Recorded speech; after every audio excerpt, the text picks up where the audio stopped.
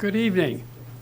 I'm Roger Hartley. I'm the president of the Littleton Rotary Club, and it's my great pleasure to welcome all of you to this special evening sponsored by the Rotary Club, where we're gathered to hear from our local election candidates.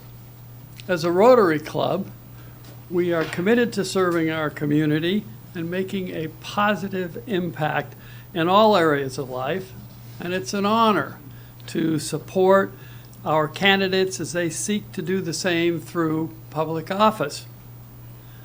Our candidates tonight come from different backgrounds and represent different perspectives, but they share a common goal to serve our community to the best of their abilities. They have chosen to take on the challenge of running for public office because they are passionate about making a difference, and they believe that they contribute to the betterment of the community.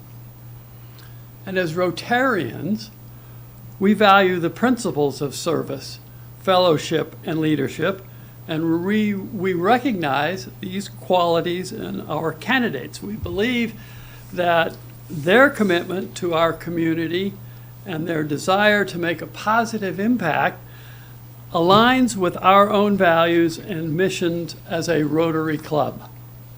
Tonight's event provides an opportunity for us to get to know our candidates better, to hear their ideas, and to learn about their vision for the future of our community. We hope that through this event, we can help facilitate an informed and engaged electorate and inspire greater community involvement and civic engagement. So on behalf of the Rotary Club, I extend a warm welcome to our candidates and to all of you who have come to participate in this event.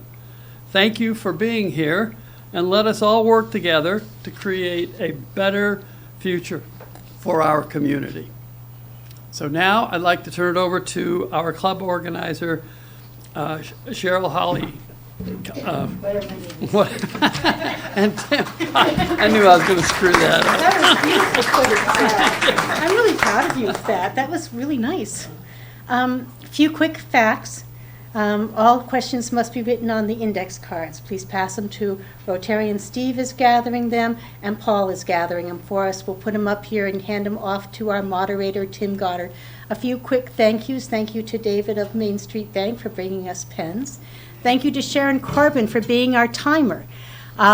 Candidates, she has flashcards. When she holds up 1 minute, she means 1 minute. When she says 30 seconds, it means 30 seconds. When she says stop, you need to stop, regardless if you're middle of a sentence. And without further, are there any questions about logistics, practicality? Anything like that? We miss Millie McGovern. Millie McGovern was always our timer. And so we miss Millie very much. And our community continues, though.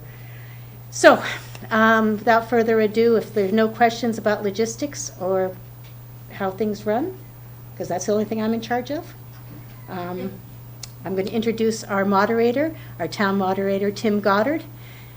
And come on up. And Tim.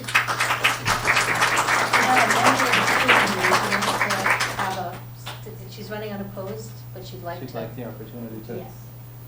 Interesting. Well, that's fine. Good evening, everyone, and welcome to Candidates Night, as sponsored by the Rotary Club. It's nice to see everyone here. The Rotary's been sponsoring this for a number of years now. You may recall many years ago, the League of Women Voters sponsored Candidates Night, and when they were unable to continue, the Rotary picked up the ball and has been doing it ever since, and I think it's a real service to the town to learn about the candidates and their positions on the various issues. You may have noticed we don't have much of a local newspaper anymore, so this is one of the few opportunities you have to learn more about the candidates. So we've got two contested races on the ballot tonight. Planning Board, there are two candidates for one 5-year term on the Planning Board, and we have two seats on the Select Board and 3 candidates for those. So we're going to start with the Planning Board. Well, rather, we'll start with the school committee candidate that wants to make a statement, but then planning board and then the select board, and please submit those questions. I know a number of people already have, and that's great. And my only request is that if you can submit a question that all of the candidates can answer. Sometimes questions can be pointed at one person or another, and it's not always easy for all of the candidates to answer questions of that nature. So I think without further ado, we'll start with, and I'm sorry, I don't know the candidate from the school committee that wants to speak, but My apologies. if you'd, Write down your name.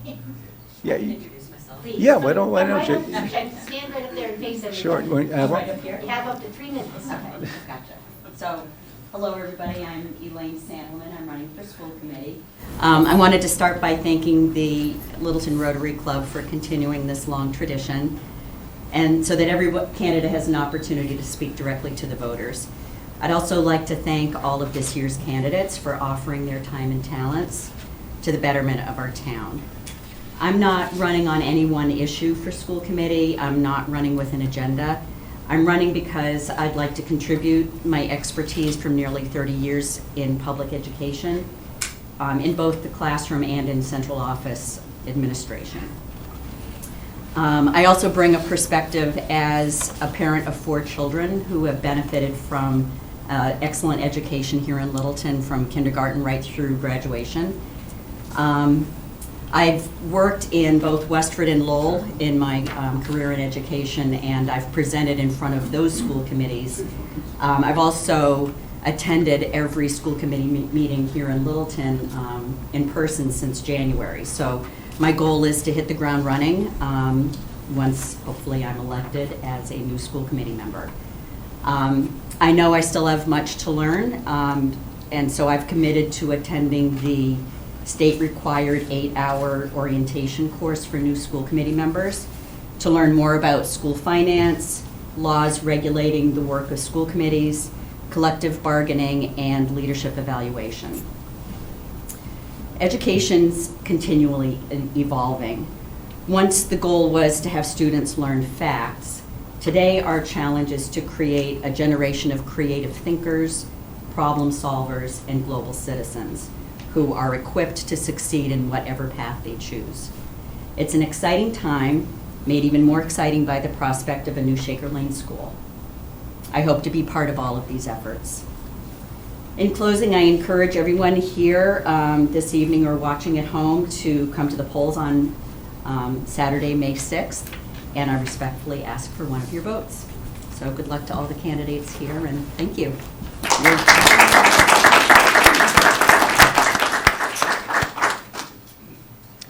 Okay. And we're going to call up the planning board candidates in just a second. And just a reminder on the format that the questions will be asked in a rotating fashion. And the person who's asked the question will have 3 minutes to respond.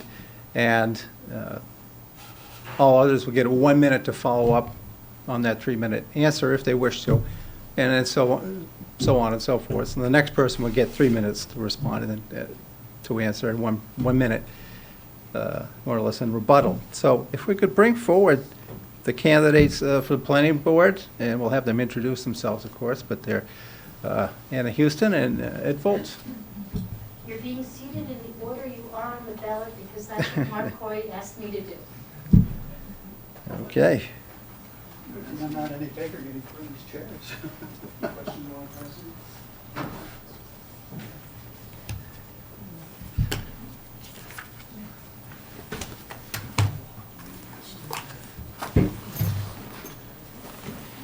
Thank you for joining us. And we'll ask each of you to introduce yourselves by means of a 3-minute opening statement, and then we'll get into the question and answer. So, Anna, why don't you take the first opening statement? Okay, can I just have a second to adjust this chair? Yeah, you certainly Put your can. sign over in front of you, honey. All right, I will. Yeah, I think, yeah. How's that? Okay. So is this our 3-minute This is the opportunity? 3-minute Okay, opening statement, correct, yeah. all righty.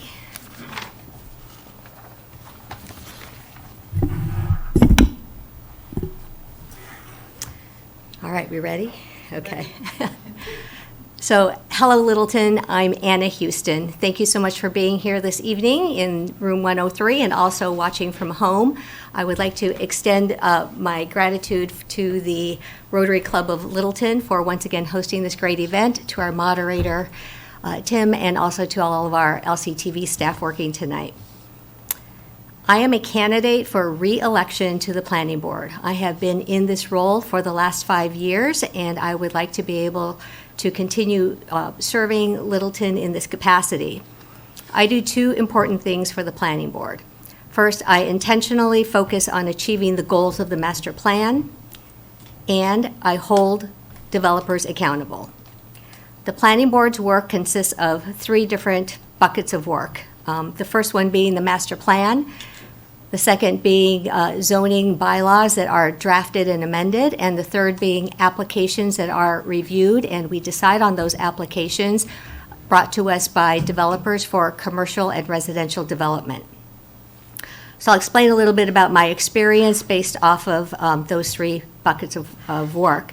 When I first came to Littleton 7 years ago, I got to meet some folks and was immediately on the Master Plan Update Steering Committee as a volunteer, so I do know the master plan pretty well. One of the housing goals in that master plan says, encourage a variety of housing that meets the needs of different age groups and is affordable to people of different socioeconomic backgrounds. I support the King Street Common development because it meets this goal. The second area of experience is around zoning. The King Street Common mixed-use development was approved at town meeting in fall of 2021, and the Planning Board helped to draft that particular bylaw that was passed. It allows housing, retail, restaurants, commercial development, and also community space. The last one around applications, the King Street Common special permit was approved a year ago in June, and I worked really hard to press on Lupoli Company to make sure that the housing that they wanted to bring to Littleton was going to meet our needs. And so as a result, 80% of the housing units that are going to be built there are for average income households. 10% are going to be for low income households, and so will be affordable. I also pushed to make sure that the front side of King Street on that development was going to have the style of the classic New England farmhouse design that we all like. This is the work that I've been doing, and I want to continue doing on behalf of you, the residents of Littleton. Thank you. Okay. Thank you. Ed. Hello, my name's Ed Foltz, and thank you, Tim, for helping tonight, and the Rotary Club as well. I am running for Planning Board because I'm concerned about where the town is going. I've been in town for 26 years, my wife's family for 58 years now, wow. And we've seen a lot of change. We've seen a lot of growth, and I'm not always happy that it's happened. It's not always been for the better of the town. The project that is happening down in King Street at the IBM property, between that and the building across the street, we're going to have almost 1,000 housing units. Well, just think about how crowded Littleton is now. And my wife basically told me, if you're not happy with the direction the town is going, then step up and work to help make it different. So I do support growth, but I don't support unlimited growth. You know, I've heard grow or die. Well, you know, grow or die is not my motto. Keep the town in its character. Try to keep it a nice suburban area that we all have lived and our children have grown up in, and we want their children to grow up in. That's my plan. Thank you. Okay. All right, thank you, Ed. We'll go to the first question, which is kind of open-ended, and Anna, we'll start with you. You'll have 3 minutes, up to 3 minutes to answer, and Ed will get a crack at it as well. Do you support the master plan? Why or why not? Yes. I absolutely support the master plan. So when residents of Littleton got together in 2014, 15 through 17, I wasn't even here in 2014 and 15. I didn't get here till July of 2016. But it was clearly important enough that when I arrived, I was seeing the big electronic billboard signs on Great Road and over off of King Street, and announcing that charrettes were going to be happening, because the folks on the Master Plan Update Steering Committee wanted people to participate. And they wanted to understand, what is it that we wanted Littleton to be over the next 10 years? And so I thought, this is pretty awesome. I happened to meet two of the members, PJ Avella and Mike Zeldin, at Third Thursday. And I happened to ask, so what is there to do to volunteer around here? And boy, I was hooked. They brought me in, I became a part of that committee, and then following that, the Master Plan Implementation Committee. So the master plan essentially takes a lot of our various aspects, from land use to housing to economic development. And if you haven't seen it, here it is. Okay, all hundreds of pages in it, and it has an assortment of 67 recommendations. And these 67 recommendations are things that we as a town, all the various boards and committees, have been working on since this got approved in spring of 2017. This is a guiding tool. And so it allows us to be able to look at this and say, what is it that we should be doing out of here next? There are things in here like the library. There are other things in here related to the common. And so that is part of why I am so adamant about making sure that, with so much work that went into this, this isn't something to just sit on a shelf. This is something that we need to be looking at and following, and making sure that we are striving to reach the vision that was set in here by you all. Okay? So I would like to continue to have an opportunity to do that. Okay. Thank you. Ed, same question to you. I support the master plan to the extent that it protects our town. In my opinion, the master plan is not a law. It's, as Anna said, a guide. And the guide should be keeping our small suburban character. A master plan shouldn't be used as a reason to build hundreds and hundreds of more apartments. It shouldn't be used as a reason to support and approve special permits unless those developments support the character of our town. We've worked hard to maintain open space, get our housing above the 10% state mandated affordable housing. And so the way I look at it is, we need to continue down that road. The master plan wants us to do that as well, but it's not a law, it's a guide, and we should be using it as such. Okay. All right, next question. This will go first to you, Ed. Littleton seems to be growing at an exponential rate. What can we do to curb this out-of-control growth? Littleton has a lot of positives. We've got an awesome geographic location near Route 2 and Route 495. And that gives us easy commuting access to almost anywhere in this area, all the way up to Andover, down to Worcester practically. We also get a good train service. But that's also what draws people into our town. We have to work hard to be careful about special permits, be careful about development, and make sure that what we allow to be developed is not going to take away from our open space, it's not going to give us a city. Downtown, the intersection at the Common, it's crazy at times of the day. And if it were up to me, what I would be doing is I'd be scrutinizing the special permits. They're special because they have to go, or they want to go beyond what the zoning allows. And there are many times when we should allow that, but there are also many times when we should not, or we should scale the projects down if at all possible. So that's my feeling on this, is that, you know, I love the town, and we all love how the town is. I don't want to live in Boston. I don't want to live in a city, Somerville and Arlington and what have you. I want Littleton to be the nice suburban town that it is, with the open space, with neighbors knowing neighbors, and et cetera. Thank you. Thank you, Ed. Anna, same question. Thank you. So growth at an exponential rate, that is actually not correct.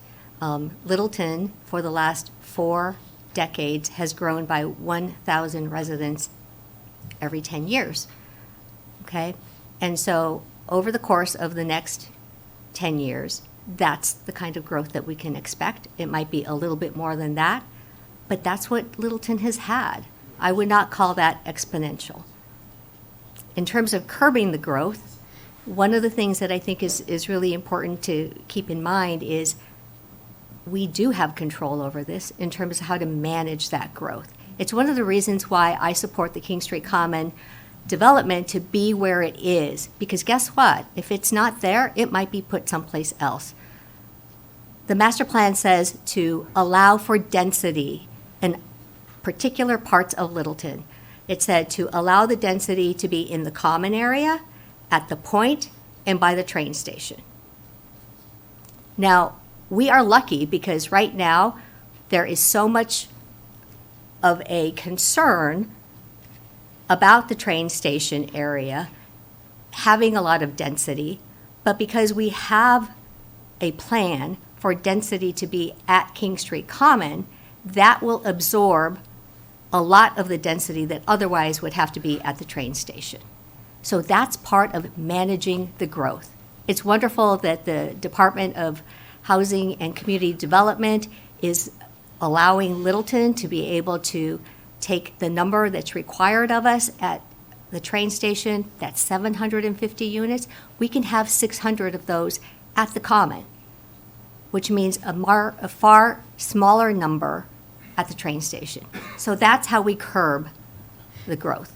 We put it where we want it. Thank you. Thank you. Okay, Anna, we'll start with you on this one. What is the current situation with the commuter rail housing project? How can we mitigate its impact? Thank you. So the commuter rail, it's known as the MBTA Communities Law. And so where we are currently is that after having a consultant come in and work with the planning board over the last couple of months, in February and March, there were 2 public sessions. One was on Zoom, one was here in this room. And we did not have a lot of participation. We need a lot more. Again, thinking back to what we had in terms of participation for the master plan, we definitely need a lot more input. So rather than rushing this through, the planning board took a little hiatus on this project because we provided a lot of input to the consultant, and they're going to be coming back to the planning board at the end of May. And what they are going to be looking at is expanding to a couple of different areas for evaluating whether or not those would be good spots to have the remaining housing that is going to be required of us. Again, 750 is a number that the state was requiring of us, and if 600 of those can go in the Common, that's great. Hopefully, we only have to zone for 150 at the train station. There are 3 areas at the train station currently being evaluated. Perhaps there might be more. At the end of this session, if you would like, there is a handout at the back table where I identify the various developments going on around town, and that by being able to have fewer at the train station, that again helps to mitigate the impact. I would also say that of the 3 currently identified locations for such zoning of housing to take place, the one that in my opinion, that I would prefer is the one closest to Taylor and Foster. And that's because that has existing buildings already, which means there is infrastructure there already. And if there are housing units there, if they don't have to go to the train station, that means they don't have to travel down Foster Street.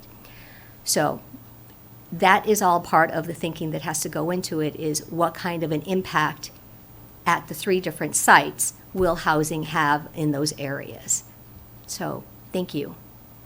Okay, thank you. Ed, you can respond if you like. Thank you. Don't you love it when the state comes along and says what we must do? We must put 750 units at the train station. Well, I'd like to see them come live there with those 750 units. My feeling on that train station is that it has to be within a half mile of the train station. But I believe we targeted 15 acres, if I read it correctly. Well, did we have to do 15 acres? Did the state really say we have to do 750 houses or apartments? If we're growing at 1,000 people every 10 years, well, we're going to add 1,000 units within the next few years, and that's going to be a lot more than 1,000 people. So I do feel for the people over at the train station. I do think that we need to make it less crowded, and if we spread it out more, instead of putting it in small, dense, high 6-story, 4-story buildings, then maybe we can make it blend in better. If we make an effort to make sure that we keep more of our landscaping, keep the trees, keep the barriers that will, I'll say hide it, but that's not really trying to hide things, but trying to make it blend. That's the kind of things the planning board needs to be making an effort to enforce.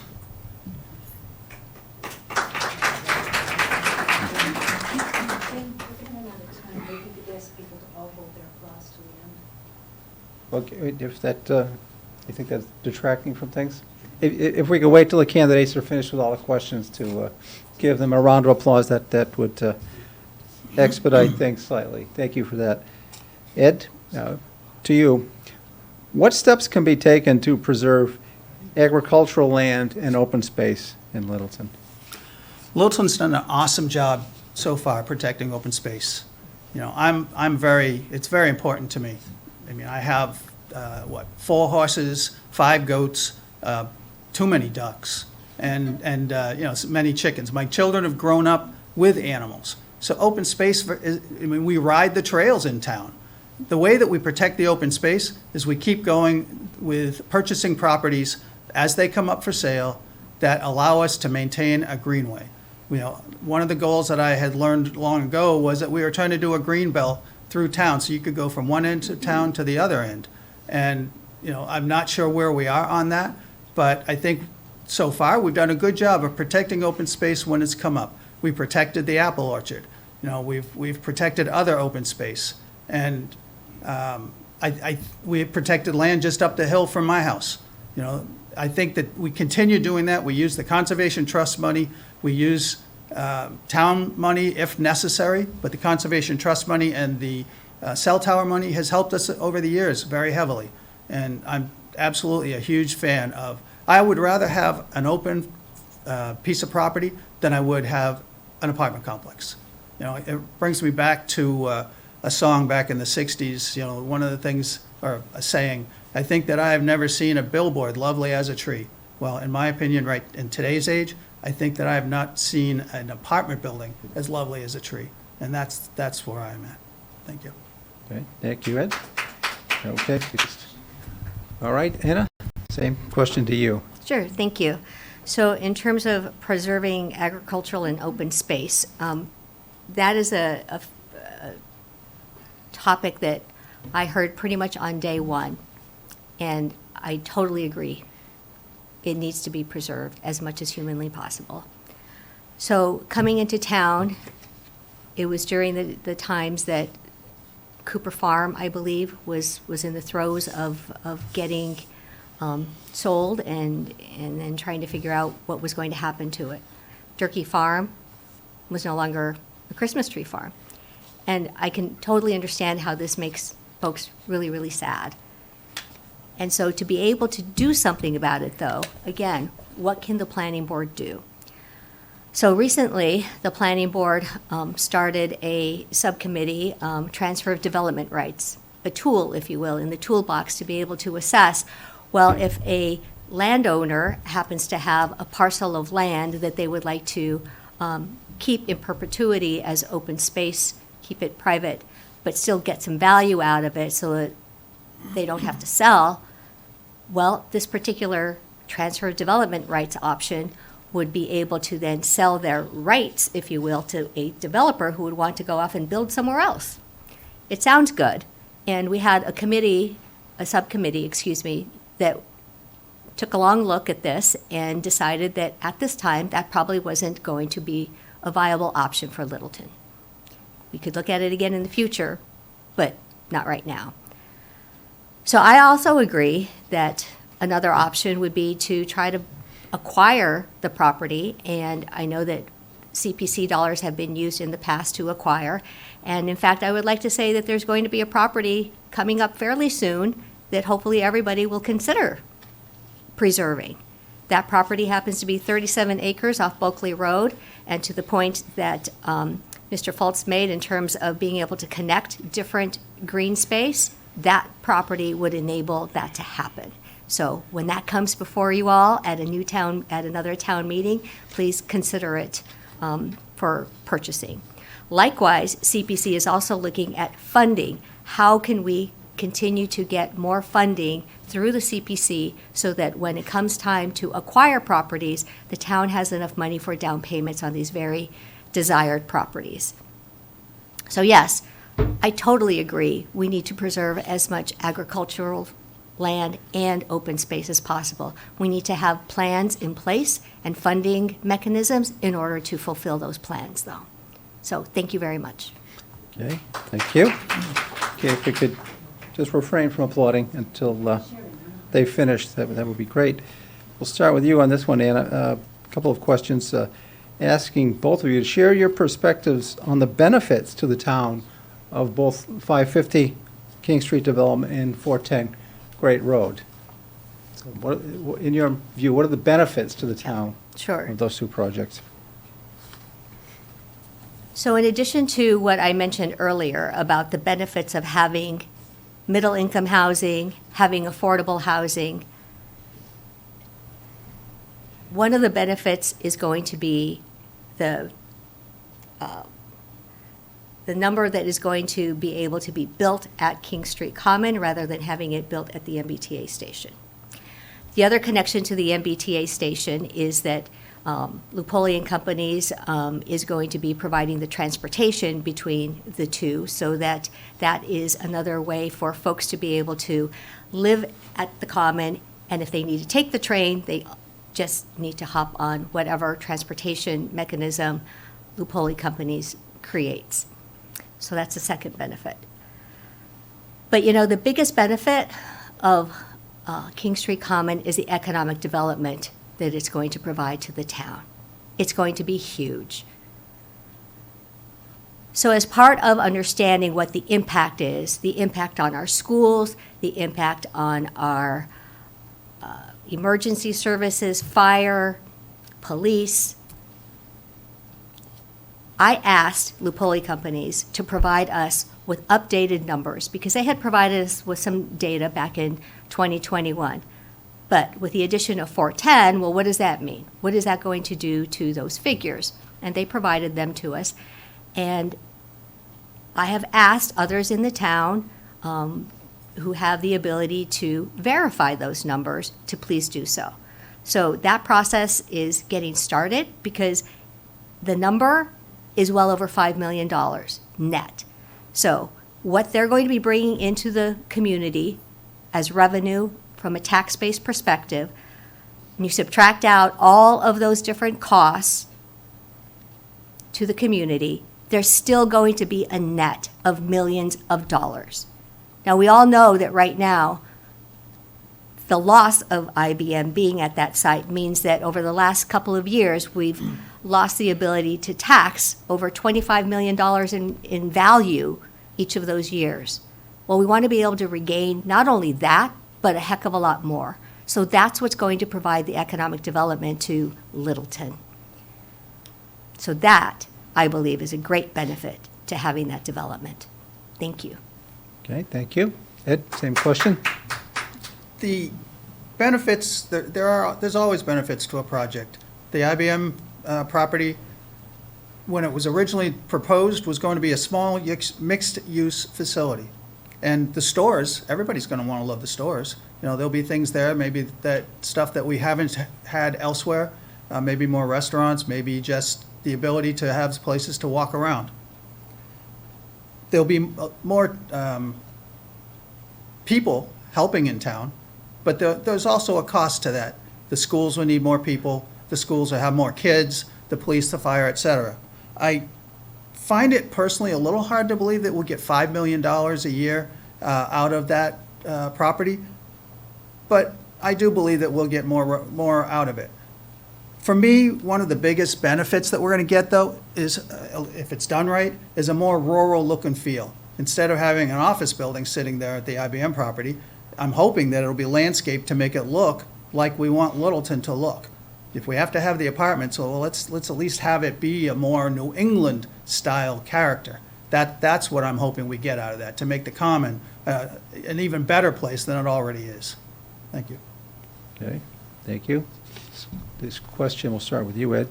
How can zoning and form-based code help us create the type of common we can be proud of? Well, the Common is already being changed as fast as you can blink an eye. Zoning, though, can help us to protect the rest of the spaces of the Common. You know, there's been talk of mixed-use buildings being added all along the Common, and we have more banks than we know what to do with, so I don't know if they're very mixed use. The biggest thing for me with zoning is there to help us protect ourselves. I think we made some mistakes with the zoning that we put on the IBM property and certainly the mill building as well. We tried to correct some of those at town meeting. Unfortunately, it didn't work out. The special permits had already been approved. Instead of waiting for town meeting, they were approved ahead of town meeting. And I think when we do additional zoning, which is one of the things that the planning board does do, that we need to look at it to, not just to allow development, but to protect the space that's there. So that if we zone somewhere to be residential, then it's residential. It's not mixed residential where you have office buildings mixed around with houses and what have you. But if we zone it for commercial, we make sure that we're careful to zone that commercial so that we don't end up with 5, 6, 7-story buildings. That we have commercial that fits in the character that we want the town to be. So, and likewise, we don't want big, huge parking lots. We want, the area to be landscaped and zoned in such a way that when you're driving through, you don't think you're driving through a city. You think you're driving through a nice little rural area. We'll never go back to being the small town we were when I first moved to town, and we'll never be Vermont by any means, or New Hampshire, or any of these other more rural areas. But there's no reason we can't make our zoning protect us. So, we're bringing more sewer in over the course of time. Well, sewer's just going to open up building lots and property areas that we need to protect. Right now, they're protected because you can't put a septic system on, or you can't get a commercial septic system to work. But if we can make our zoning protect us, then we'll also protect that for our children. And for me, that's very important, that we leave a legacy of Littleton so that 10 years, 20 years, 30 years down the road, people will recognize Littleton for the great town that it is. Thank you. Thank you. Anna, same question? Yes, Mr. Moderator, excuse me. You said, how can zoning and Oh, sure. Yeah, how can form-based code help us? Help us create the type of common we can be proud of. Thank you. Sure. So, so zoning allows for use. And in spring of 2020, during the pandemic, out on a very cold field, I presented the zoning that was drafted, and that zoning is called form-based code. It is now known also as the Village Common zoning, and it allows for mixed use. So we've had the zoning in place now for almost 3 years, and I'm very excited to say that the Northern Bank development that sits between Robinson Road and the existing Northern Bank is really the first major developer to use the form-based code zoning bylaw. And, it took a while to kind of get the project to a point to where I know I felt comfortable that it was going to look like what we said we wanted it to look like. The big thing about form-based code is that it essentially requires the developer to build the buildings the way that we want them to look, which is a classic New England farmhouse design. And so we got there with Northern Bank. There's little bit on the modern side with our bank, but other than that, it looks like we want it to look like. So from the standpoint of zoning itself requiring the character that we want, it's very important. The zoning also requires placemaking, and that basically means it requires the developer to create a very inviting environment, a place where there's lots of seating, where the sidewalks are nice and wide so people can walk. They can use strollers, they can have children running around. So those are all the different kinds of things that form-based code does. It really creates a space that is inviting, so that when a previous zoning would just say, okay, here's a shell, here's your space, you can do what you want. Form-based code is the exact opposite of that. And so I'm very happy to say that we have that available as our zoning in the common, so that the common will look like what we want. Thank you. Okay, thank you. And we'll start with you, Anna, on this question. How will you convey more information to residents before allowing large housing developments and issuing any special permits?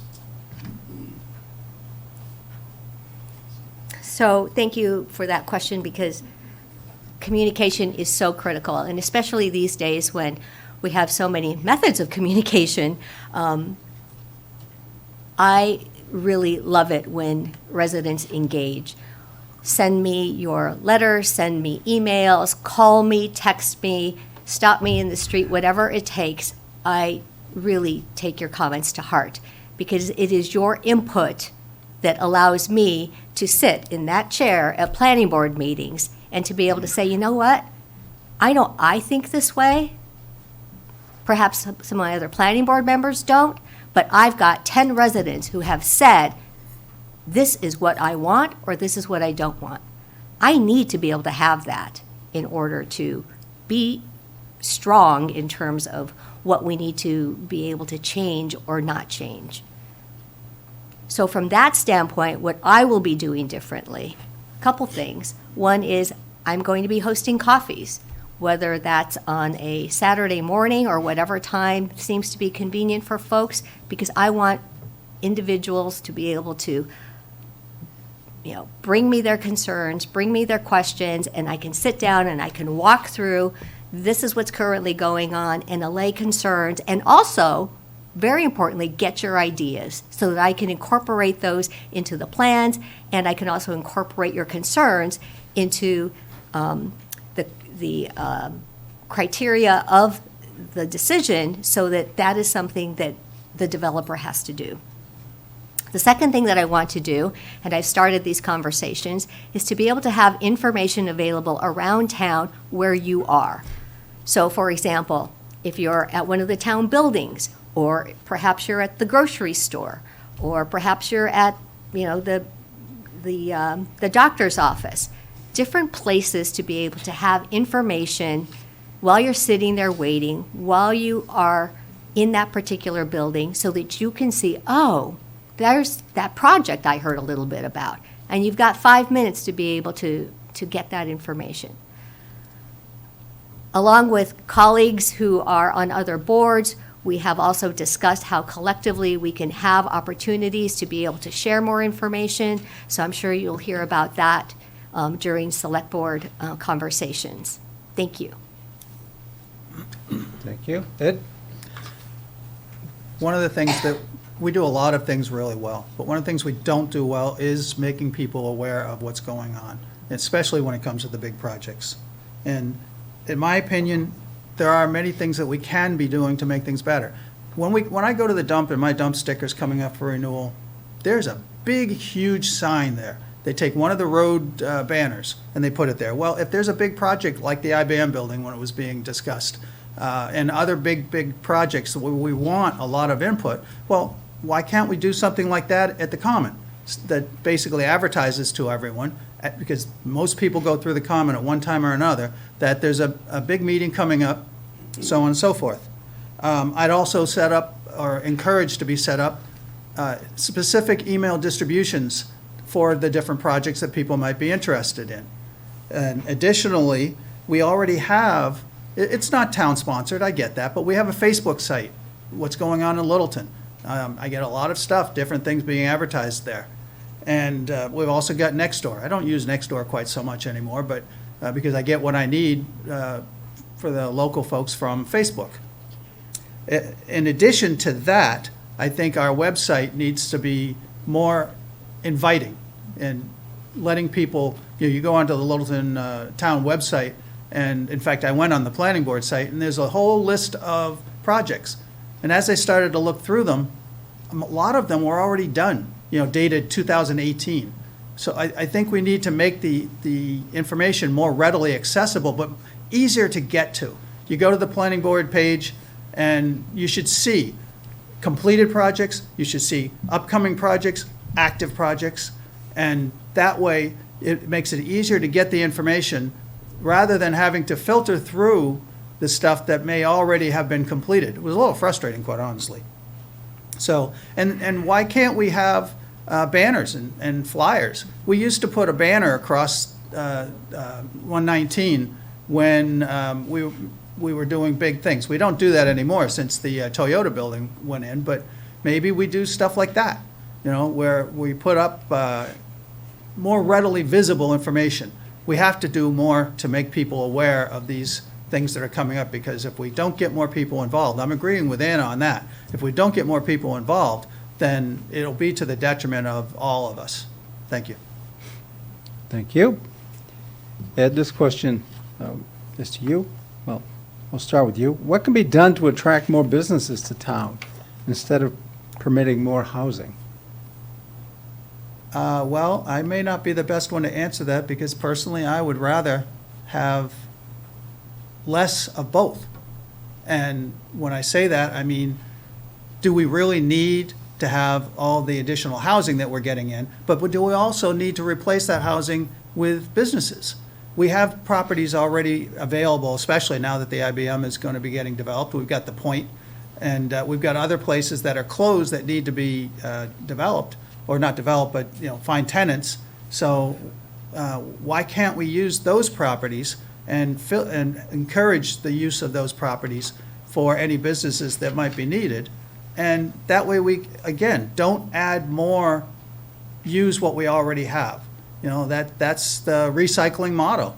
What are we doing? We're recycling. Well, let's recycle what we have, the areas that are already closed. And that way then we aren't adding more. We're simply making a better use of that which we have. Okay, thank you. Anna? All right, so what can we do to attract more businesses? Well, I think it's like any product or service, we need to market ourselves if that's what we want, right? So, Mr. Fultz mentioned the website, and as it's my understanding that Littleton will be getting a brand-new website sometime this summer, so that's pretty exciting, and hopefully the information will be more concise and updated and clear. That's one.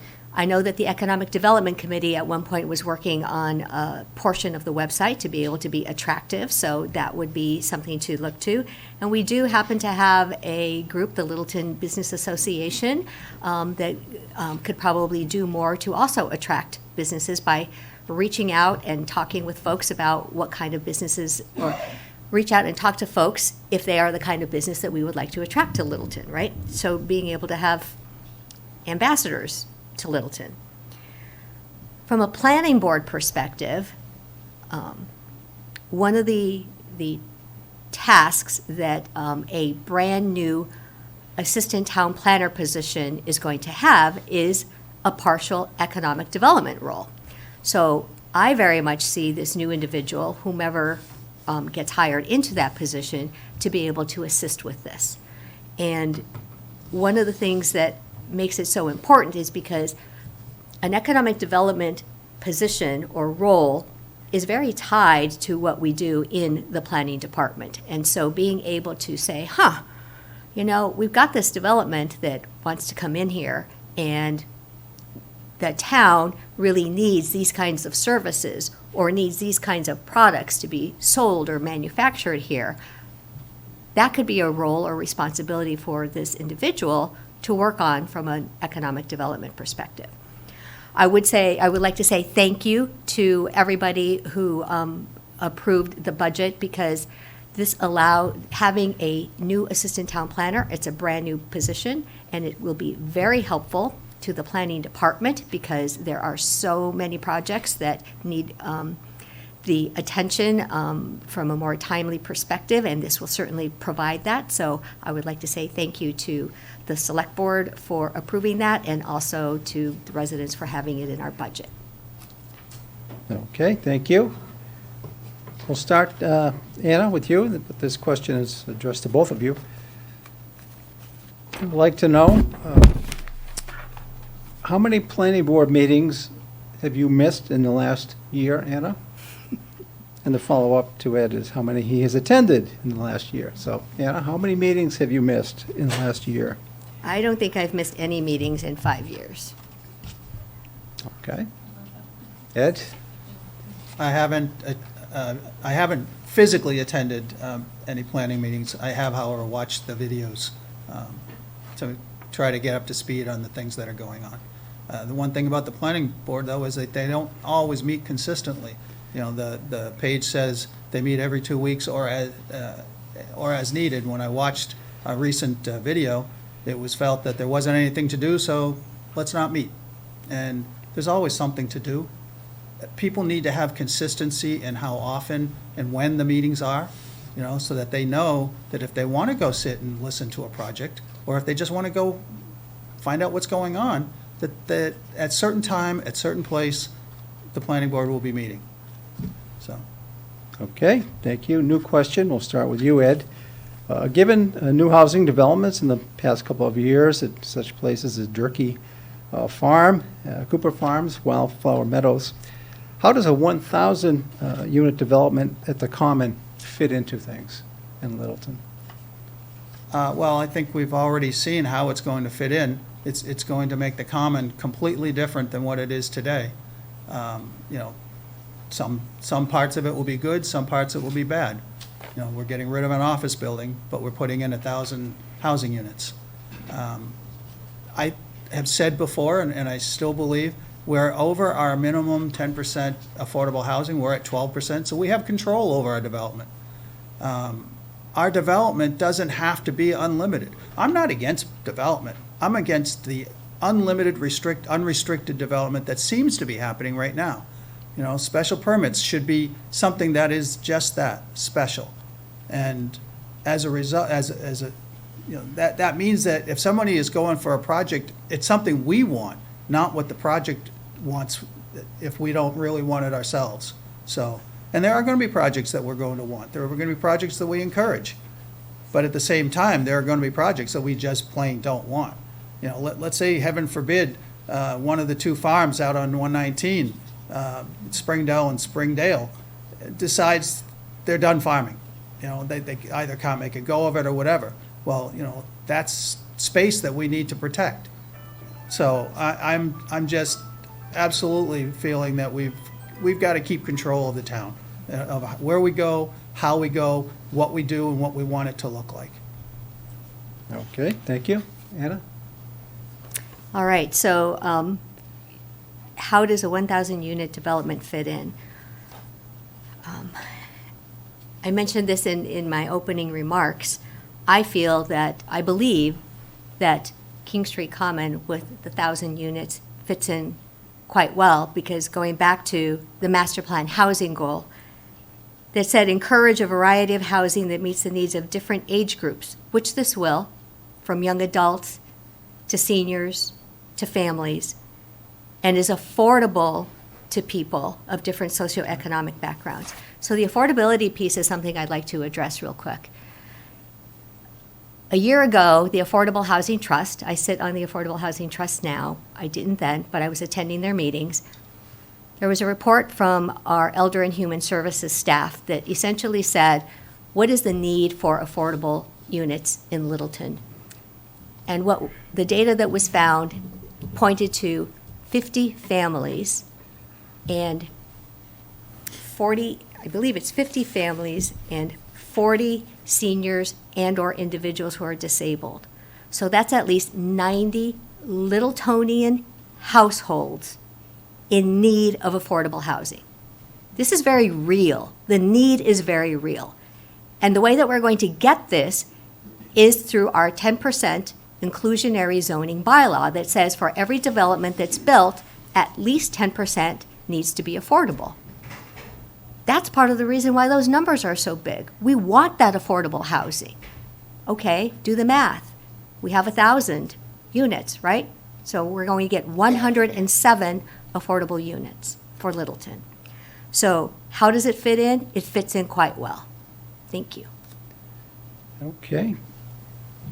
All right, in the interest of time, this will have to be our last question for the planning board candidates. In your opinion, what has been the best CPA project and what has been the worst? We start with you, Anna.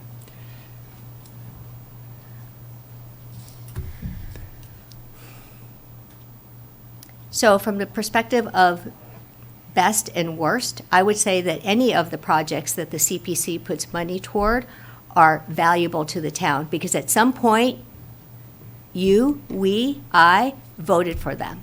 That's what makes them all the best. At that point in time, if we were able to come to a yes decision, a yes vote at town meeting, then obviously we felt them important to make them happen and to fund them.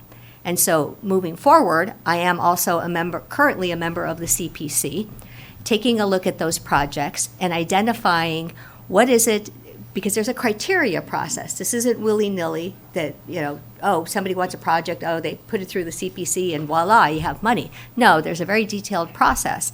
And so in terms of my opinion is that if it's a CPC project that has gone through, we voted for it. So we must have wanted it, and so there must have been a need for it.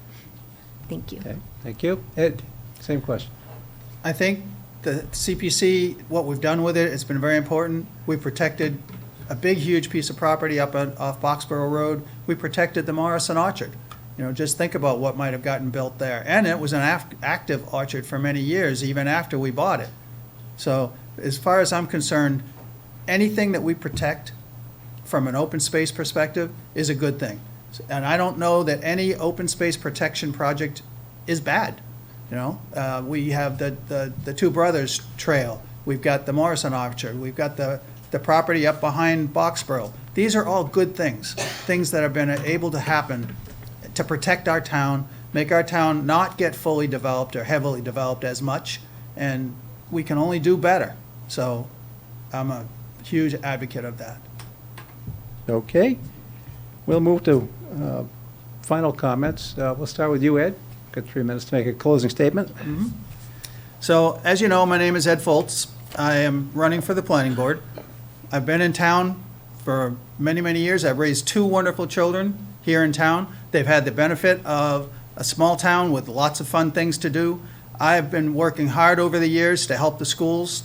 I've been active at town meeting, and I have a passion to keep Littleton not where it is now, but to make it stay in the way and the character that it is now.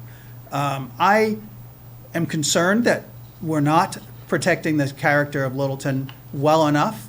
I think there are others that feel the same way I do. One of the things that I believe is that I'm here to hear your voice. Very few people have asked my voice about what I think about things. And when I do tell what I think about them, I get, well, we have to have it. That happened at town meeting. We were told, we weren't spoken with, we were told that we had to approve that project or else. And that's the kind of stuff that I am dead set against. As far as I'm concerned, if you feel that the town is going the way you want it to go and that you're happy with the literally unrestricted growth that we're doing, then that's your opinion. Happens not to be my opinion. And so as a result, I'm asking for your vote on May 6th for planning board. Again, my name is Ed Foltz. Thank you for your time. Okay. And Anna. Thank you. I'd like to thank everybody for being here tonight and submitting your questions. They were very helpful in allowing me to understand what's important to you. So if I am elected, to the planning board, re-elected to the planning board for another 5-year term, I will continue to do the diligent work that I have been doing. I will continue to look to the master plan for guidance, look to you all for your input, for your guidance, and hold the developers accountable. I have not yet talked a little bit about my professional and personal life, so I wanted to just quickly add to that, because I think there are aspects that lend themselves well to my being on the planning board.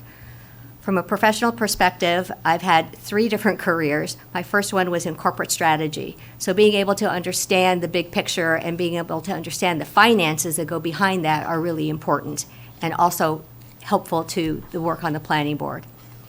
My second career was operating a small business with 25 employees, and that really allowed me to, first of all, establish the business as the founder of the company, but then to create a business plan that was strong enough to weather through the 2008 recession and to be able to continue to be successful. Creating a plan is only as good as implementing that plan. And then my current career is advocacy. I advocate in Massachusetts for childcare to be less expensive for families because it is such a huge cost burden.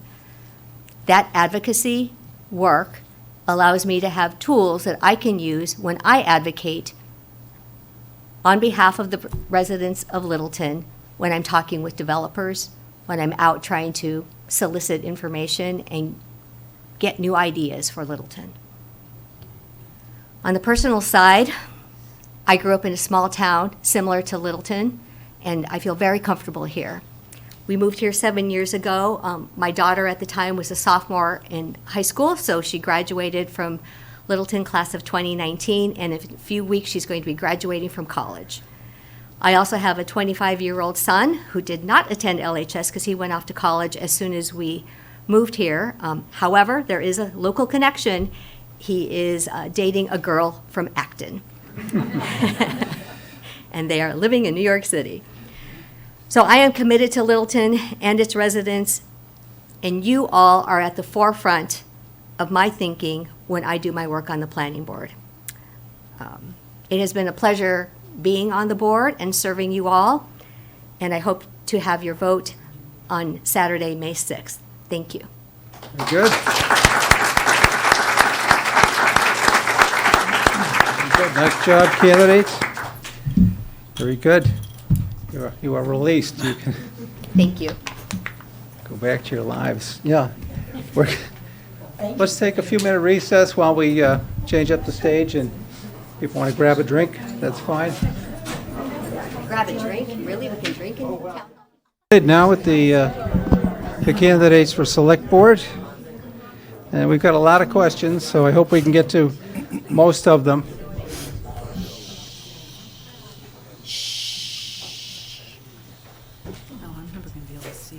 And as I mentioned, we have a lot of questions. Some of them are very similar, so I hope you'll allow me to consolidate in the interest of time rather than ask 8 questions about the same topic. But these are our 3 candidates for 2 seats on the select board. 2 of them are current members of the board, and 1 is a newcomer. And we're going to start by having them introduce themselves, if necessary, to all of you. And by means of it's up to a 3-minute opening statement.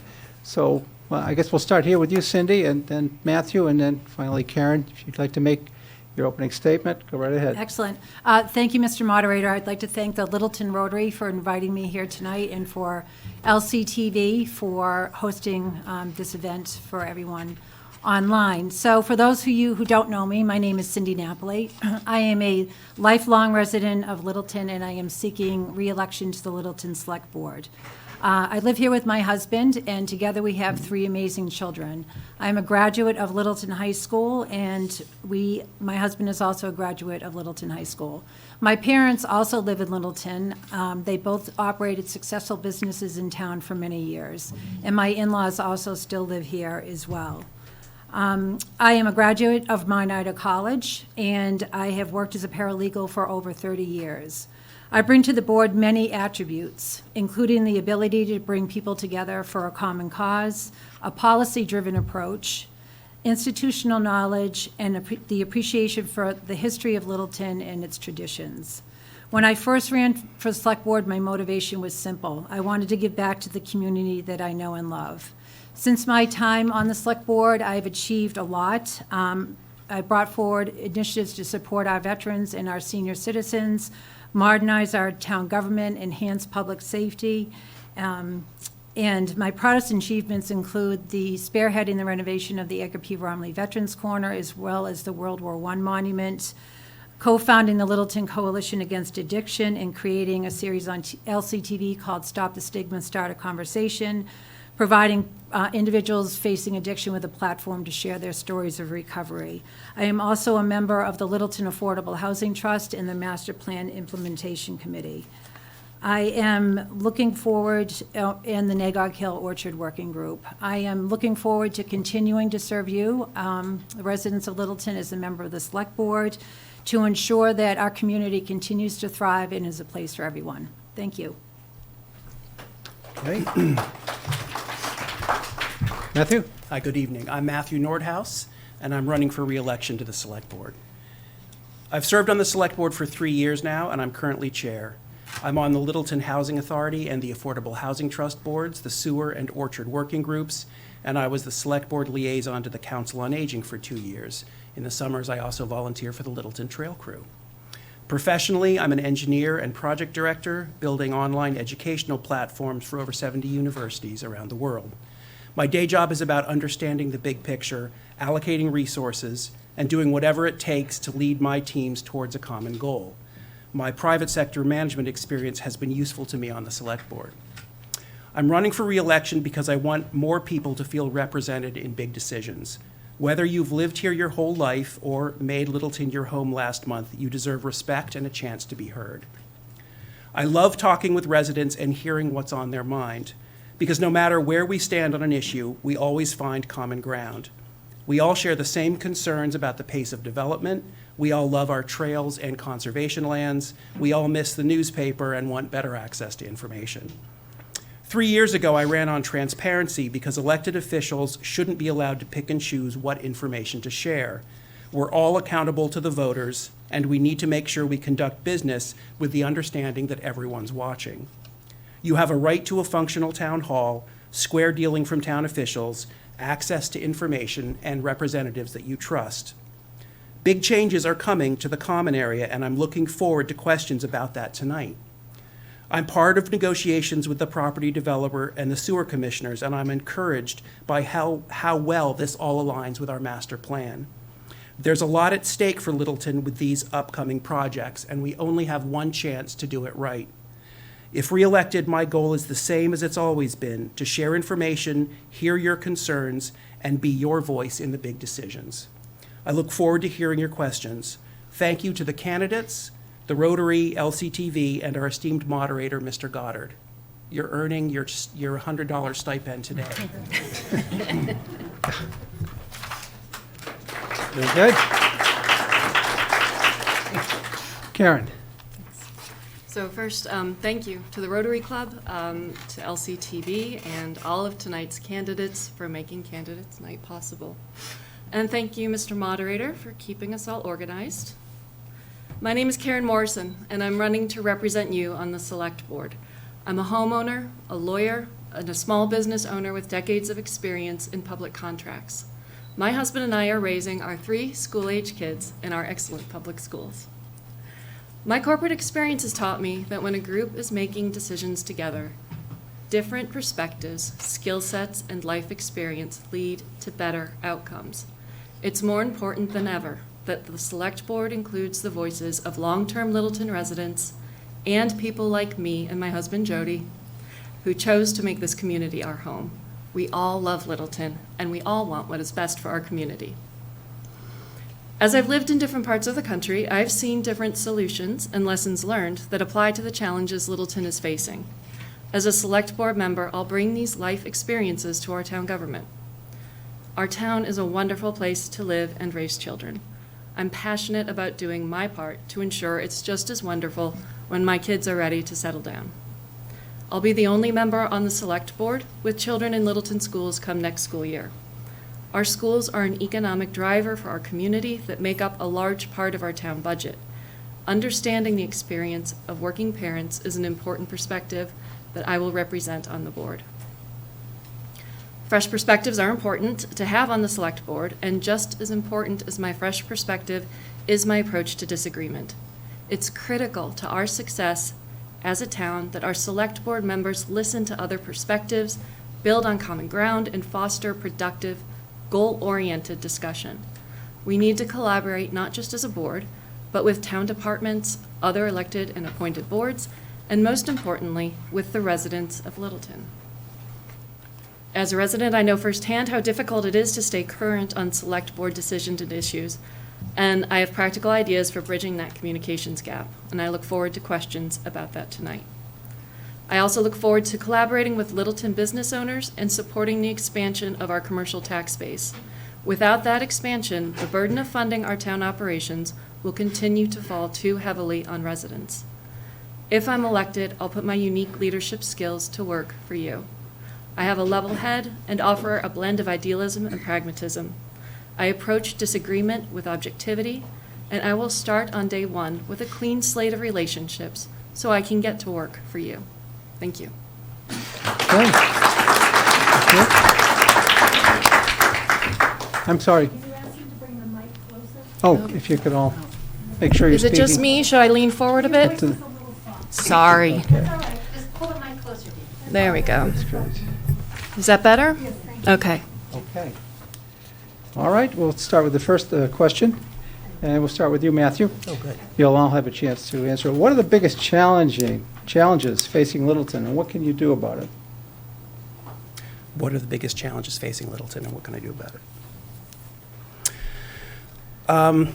When I speak to residents, two of the biggest items that I hear and the concerns that they bring are the pace of development and a lack of communication about town projects and town hall. You know, our schools are excellent.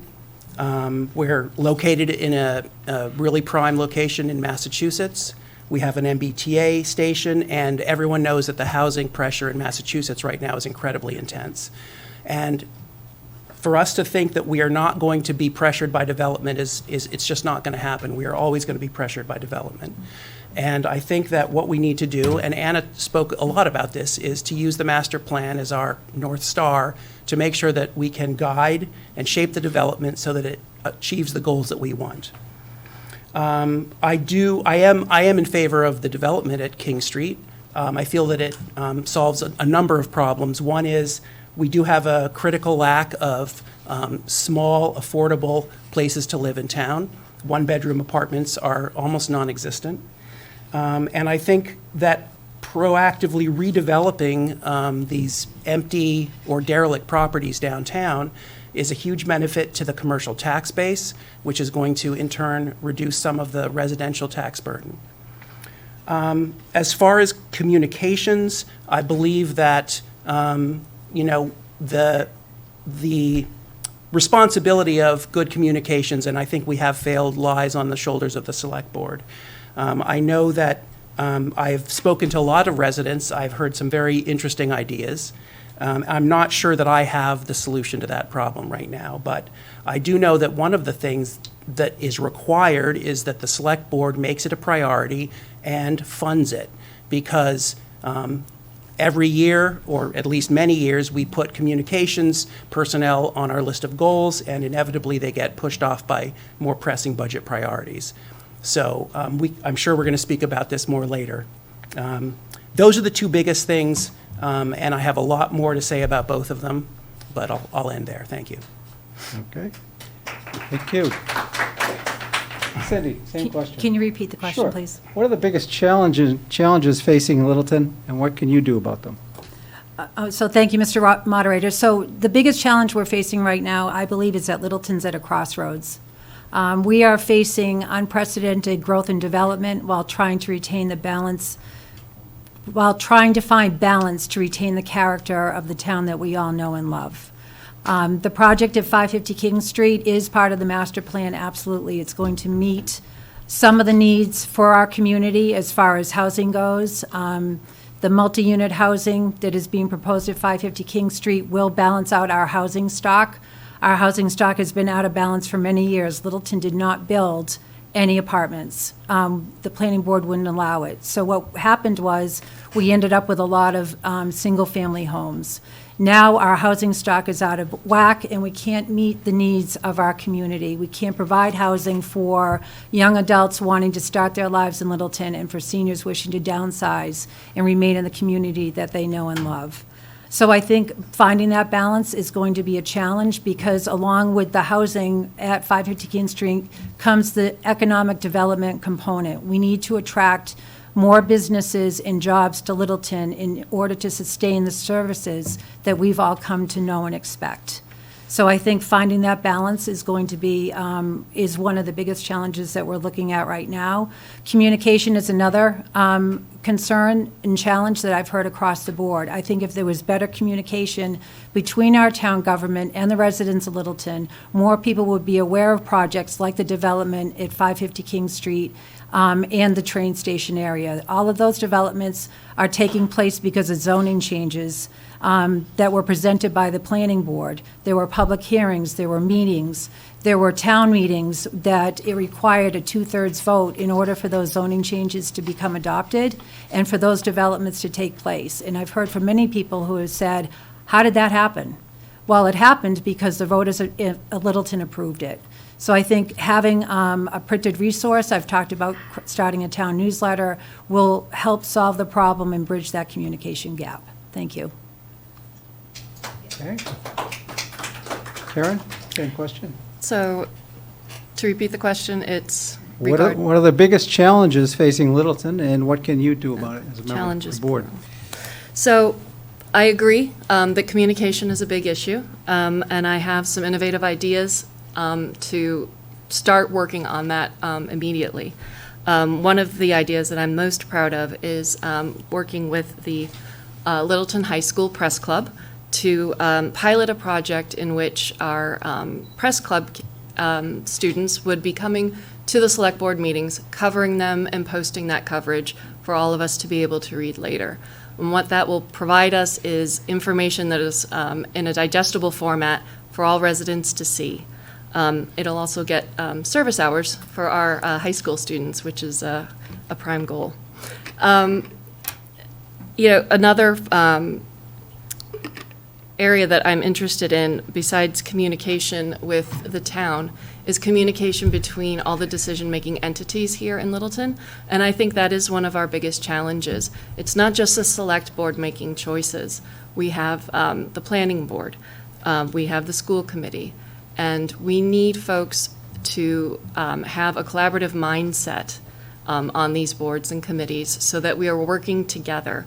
It's not going to be one particular committee that will get us ready for this development. It's going to take all of us working together across decision-making entities in order for us to be ready and really meet our goals in terms of what we want for our community out of this development.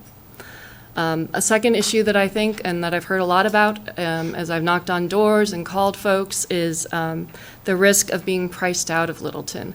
I hear it over and over again. Or on the other side, it's the risk, the concern of not being able to get into Littleton. I hear from parents, my kids would love to come and move back, they can't afford to. So so the lack of different types of housing and price points is a major issue in that regard, and so I'm looking forward to the development on the Common to help attack that issue. The other issue, I think, is a lack of commercial development, and without that commercial development, the burden is going to stay on the shoulders of residents, and as we've experienced in the last few years, that burden is too much for residents to bear. Thank you. Okay. Thank you. All right, Cindy, we'll start with you on this one. What is the status of the town orchard, and what are any future plans the board has for it? Excellent question. So for the past year, I've chaired the Nagog Hill Orchard Working Group. That group was comprised of members of our Conservation Trust as well as private citizens. What we did was we undertook the task of crafting an RFP, which is a request for proposal, to secure a new lessee for the orchard. So that took some time. We worked very closely with town council on that. We were very excited when we posted the RFP and we got one response from Stormalong Cider, which was really promising and hopeful and the type of tenant that we were actually looking for the orchard. We spent the past 6 months working, myself, Mr. Rombacher, who was here earlier, and town council and the town administrator worked on lease negotiations with Mr. Shannon Egger from Stormalong Cider. Unfortunately, the negotiations are at a standstill right now. He, after much deliberation and going back and forth about what he was looking for and certain concessions that he wanted and what the town was looking for, the last communication with him was that he didn't want to enter into a lease with the town till 2024. So right now, it's at a standstill. That is something that needs to be brought back to the select board so that we can make a collective decision on what we want to do with regard to the orchard. Do we want to reissue the RFP and seek a new lessee? Do we want to make changes to the RFP and what that will look like? So unfortunately, right now, the orchard still remains in limbo. But it is, still owned by the town. It's still protected from development, but we just need to figure out a path forward in the future, near future. So thank you. Okay. Thank you. Matthew? The orchard wasn't managed for years, and it really fell into disrepair. It was honestly the fault of the Select Board and the Agricultural Commission Working Group. There was nobody minding the store. And after the last tenant left, we had an enormous amount of work cleaning it up. We spent more than $80,000 last summer cleaning up, mowing, and hauling unbelievable amounts of debris and trash and pesticides out of that place. We do own this property, and we need to find a steward who can care for it. As Cindy mentioned, we issued an RFP and got exactly one response. And the fact is, growing apples and selling them is not a money-making business. You can't do it and be efficient at it and survive. We need to find a partner, who has a plan that doesn't rely on just selling apples, and while still maintaining the property as a working orchard. And we were very excited because Stormalong had a plan, and we thought they'd be a great partner. So I think that we were very generous in our lease terms. I don't think that we drove him away. I think from all of our point of view, it's much more important for the town to protect this beautiful property than it is to make money. So it's unfortunate that deal fell through, but we are still talking to him, and I think we will have to continue to maintain the orchard for another year and try again. And we'll have to issue another RFP probably, because the one that he responded to is too old at this point. Okay. Thank you. Karen? So the status of the orchard is that the trees haven't been trimmed in over a year. The farmhouse pipes froze and burst, and we still have no tenant, and it's regrettable. I understand the frustration of going through the process of issuing an RFP and only getting back one bid. That's RFPs and proposal response is what I do in my job today. I think it's clear that if you only get one response to your RFP, you need to rethink your approach. And to my mind, we should rethink that approach with the input of other organizations here in Littleton. We should talk to Conservation, we should talk to the Agricultural Commission, and we should talk to the Planning Board and see what our options are outside of what we have envisioned so far. Thank you. Okay. Thank you. Karen, we'll start with you with this question. This is for any high schoolers or other young voters new to town politics. Why should we vote for two of you? What are your policies in the simplest, clearest terms? regarding high school students, I'm very in favor of high school students. I think I we're have all one students myself. once, yeah. So my policies are listening. My policies are community service in terms of this job. My policy is objectivity, analysis, careful thought, and professionalism. I think one thing that's really important to remember in terms of who you're choosing to vote for is that we can all have a platform, we can all have priorities, and we should, and they inform our voters to a certain extent. But at the end of the day, you don't know, and I don't know, none of us knows what issues we'll be facing, not all of them. 5 years ago, I don't think any of us knew that who we were voting for would be handling COVID. So what we need, in my opinion, to focus on is what is the intent and how does somebody manage disagreement? How does somebody approach problem solving? Do they make room for everyone at the table? And that's the type of policy that I think, those are the type of values that I think good policy stems from. Thank you. Okay. Cindy, same question. Okay, great, thank you. So the way the town government works in Littleton is that we are governed by policies that we adopt and that are approved by the voters of Littleton. So I can have my personal policies as a member of the select board, but I'm really governed by the town's policies. They cover financial decisions, they cover planning decisions, and they cover health decisions. Those would be, clearly governed by the Finance Committee and FinCom, the Planning Board, and the Board of Health. The Select Board is governed by administrative policies and procedures, as well as administrative policies and procedures for the town administrator and general legislation.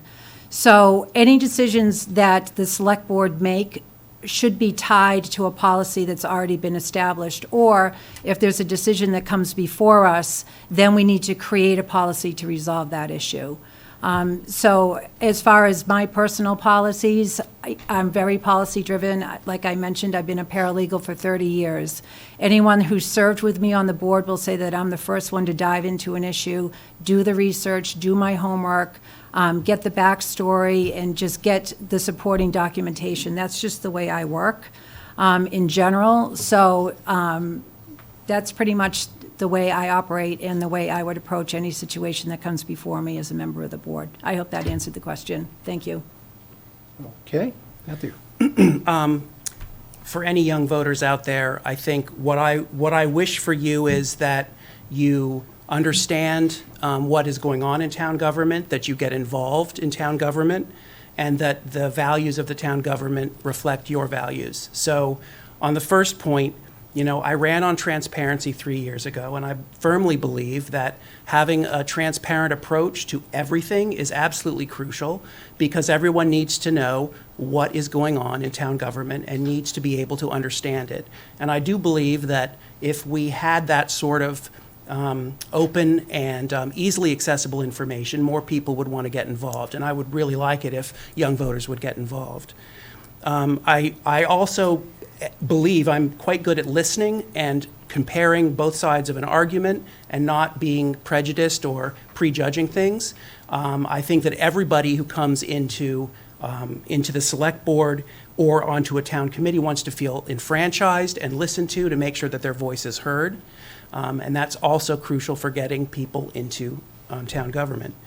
Finally, I believe that we have a duty to follow sustainable policies, sustainability and conservation, because we are custodians of this place and we are going to hand it off to the next generation. I have been a big advocate of conserving land. I have been trying to spin the wheels up on some sustainability, and I think that those values are more important to the next generation. They should be more important to us, but they're clearly more important to the next generation because they're going to have to live in that world. Thank you. All right. I think we'll start with you on this one. Matthew, aside from attending and watching all the meetings in town, how do you suggest residents stay informed? I suggest that residents get involved. We always have openings on committees and boards. We have so many opportunities for people to take part in things like, for example, right now, the open space and recreation plan is being refreshed. There are public workshops that are being held this month and next, and it's a great way for you to get your voice heard and speak out in the town about issues that you care about. So that is the best way for you to get involved.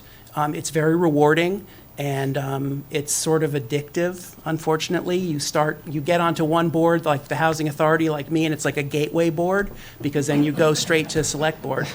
But, there's nothing like being on a board and listening to people come and talk to you with their problems or understanding issues, because you really do understand things in a visceral way that I think you don't if you're sitting at home, even if you're watching or reading about it. We do need more people involved in town government. Like, this is your town. We should listen to you, and you should talk to us. And it's frustrating when we have town meetings and 200 people show up. We have a town election coming up, and we might get 1,000 voters out there. So I wish we could get more people involved. Okay, Carrie. Yeah. I would add service, right? Service in any capacity is going to help you understand the town that you live in better. Service to the government in terms of volunteer positions like Select Board, but PTA, the Garden Club, there's a lot of opportunities here. And what I have found, I dove in head first as soon as I could. When I moved here, I started knocking on doors for the library, joined Russell Street PTA. I'm now their fundraiser co-chair. And what I have found is that when you involve yourself, you meet other people who are involved and interested, and that your knowledge expands because you're sharing information with people who are also interested in what's going on. And that information is important. Unfortunately, I wish we had a newspaper, but we don't. But your fellow citizens are a great resource, and the more of us that are involved, the better the information flow will be. Thank you. Thank you. Sid? Can you repeat the question, please? Sure. Aside from attending or watching all the meetings in town, how do you suggest residents stay informed? Okay. So thank you, Mr. Moderator. I do agree with the comments made by Mr. Nordhaus and Mrs. Morrison regarding people getting involved is a great way to stay informed. Unfortunately, a lot of people don't have the bandwidth. We hear that over and over again. People have jobs, they have children, they have lives. It's really hard, it's time-consuming to get involved. When I attended the Mass Municipal Managers Annual Meeting this past winter in Boston, I attended a forum and realized that a lot of other communities are struggling with the same things that Littleton are as far as keeping residents informed, keeping them engaged. We had the Littleton Independent was our primary news source for years. We're very fortunate to have LCTV. A lot of people don't have their own local community television network that records all of our meetings that you can access anytime and that provides programming that you can access anytime. But I've heard in the past that residents are like, I don't have time to scroll through a select board meeting and find out extract that one piece of information that I'm looking for, even though that is readily available. Like I mentioned previously, I do have a plan to start a town newsletter. I received a playbook, so to speak, from the manager for the town of Lexington, and it's based on a model adopted by the town of Lexington and the town of Needham, and it would be an online resource as well as a printed resource. It's not hard to do, and it's definitely something that we could do here in Littleton to provide across-the-board information, not only about our town government, but what is happening on town boards, like the planning board. If there's an important meeting coming up, that information could be in the newsletter. We could also talk about community events. We have so many amazing community events that happen in Littleton. And we do already have a number of newsletters. The library has a newsletter, the Council on Aging has a newsletter. You could cross-reference those newsletters and create sort of a network of information going back and forth. And I think that would really help people, especially if it was consistent, it came out regularly, maybe once a month, maybe twice a month, but it was a consistent flow of information that people could rely on, I think would be very beneficial. Thank you. Okay. Trying to remember where we ended up with the last question here. I'm going to combine a number of questions. We have a lot of questions. I'm going to try to be fair about this, and I think it's for you, Karen, to start off on this one. And how would your life and professional experience shape your approach to your work on the select board? So my job today is a consultant. I advise other small businesses on how to navigate the many hoops of complying with the federal regulations of becoming a federal contractor. So I do what's called cradle-to-grave support for government purchasing. I help with solicitations. I help our those small businesses understand what the solicitation requirements are.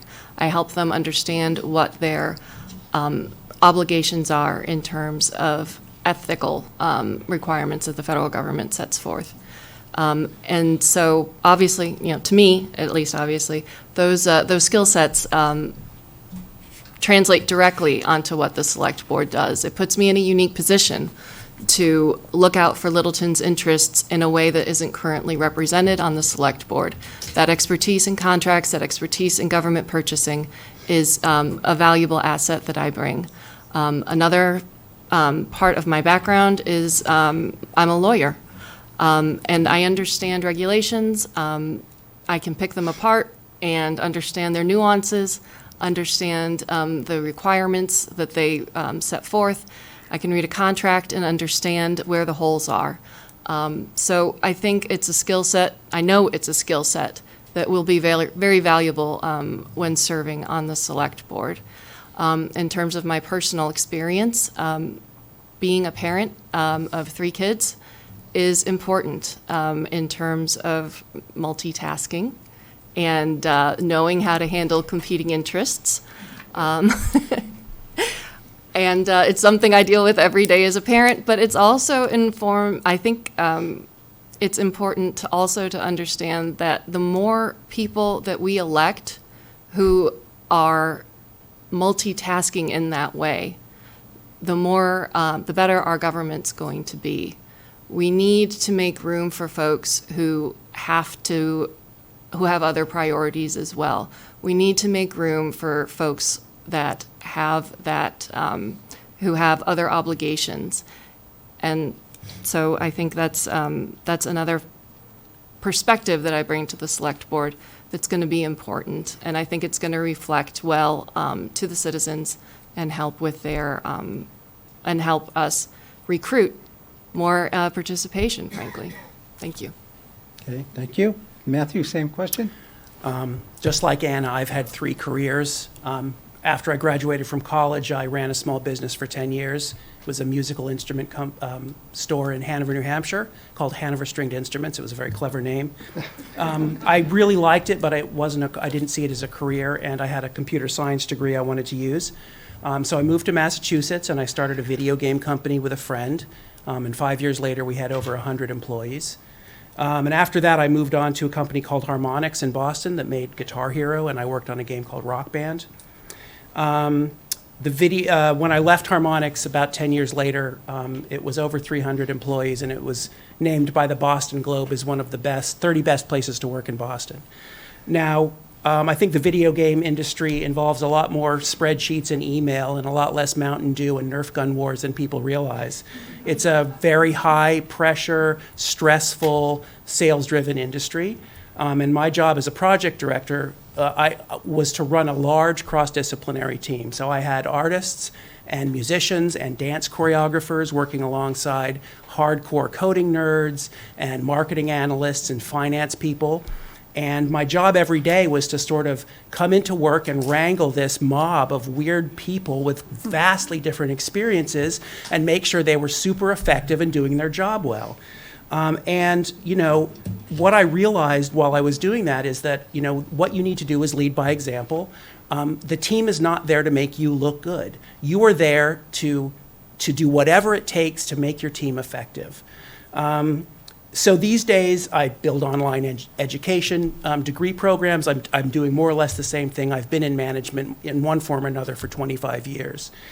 And I've done a lot of stuff. You know, I've built project plans and spreadsheets and budgets, but I've also answered the phones and I've taken out the trash. Because, again, like, you do whatever it takes to make your team succeed. And if, you know, the janitor's kid is sick, you scrub toilets. So that sort of approach to management and leadership, which is lead by example and lift everyone else up, to me is the sort of core of my ethos. And I feel I bring that to the board in terms of leading and building consensus and listening to all sides. I've found it very valuable as I've served the last 3 years. Thank you. Cindy? Great, thank you, Mr. Moderator. So as I mentioned in my opening statement, I'm a lifelong resident of Littleton. I lived here, I grew up here, went to Littleton Public Schools, as did my husband. So I'm a paralegal. I've been working as a paralegal for over 30 years. I'm accustomed working in a conflict resolution environment, reviewing complex legal documents, trying to understand them, trying to explain them. I am used to working with different personality types and working with a diverse population. And those are all skills that have really helped me in my role on the select board. I've learned I easily form new relationships. I've always been that way. And being a member of this community has really been helpful to me. One of the things that I honestly love about being on the board is that although I grew up here, I have learned so much more about our town, and I've connected with people that I would have never otherwise met had I not served on the select board, and that's something that I am very, very grateful for. So I think for all of those reasons, that is why those skill sets, those attributes help me better serve the town as a member of the board. Thank you. Okay, thank you. We'll start with you, Cindy, on this question. How do you plan on promoting more open communication and transparency in the town? So this past year, we started out really strong this past year. The select board historically has had certain policies and procedures that we've had in place. And I plan to talk about this a little bit during my closing statement. This past year, with the past election, we lost two very seasoned members of the board who had a lot of historical knowledge about not only the town, but also the way our board operated. And what came to light this year was that protocols and policies that we had previously relied on, that it was like an understanding, and, you know, a process that we would just go through. We lost that. And so now it became down to, well, where is that policy? Why are we making that decision? Why isn't that in writing? And so I realized that, you know, one of my goals this year was going through the select board regulations and policies, the town code, getting rid of obsolete bylaws and things like that. But the administrative policies for the select board need to be refined. We need to reconnect.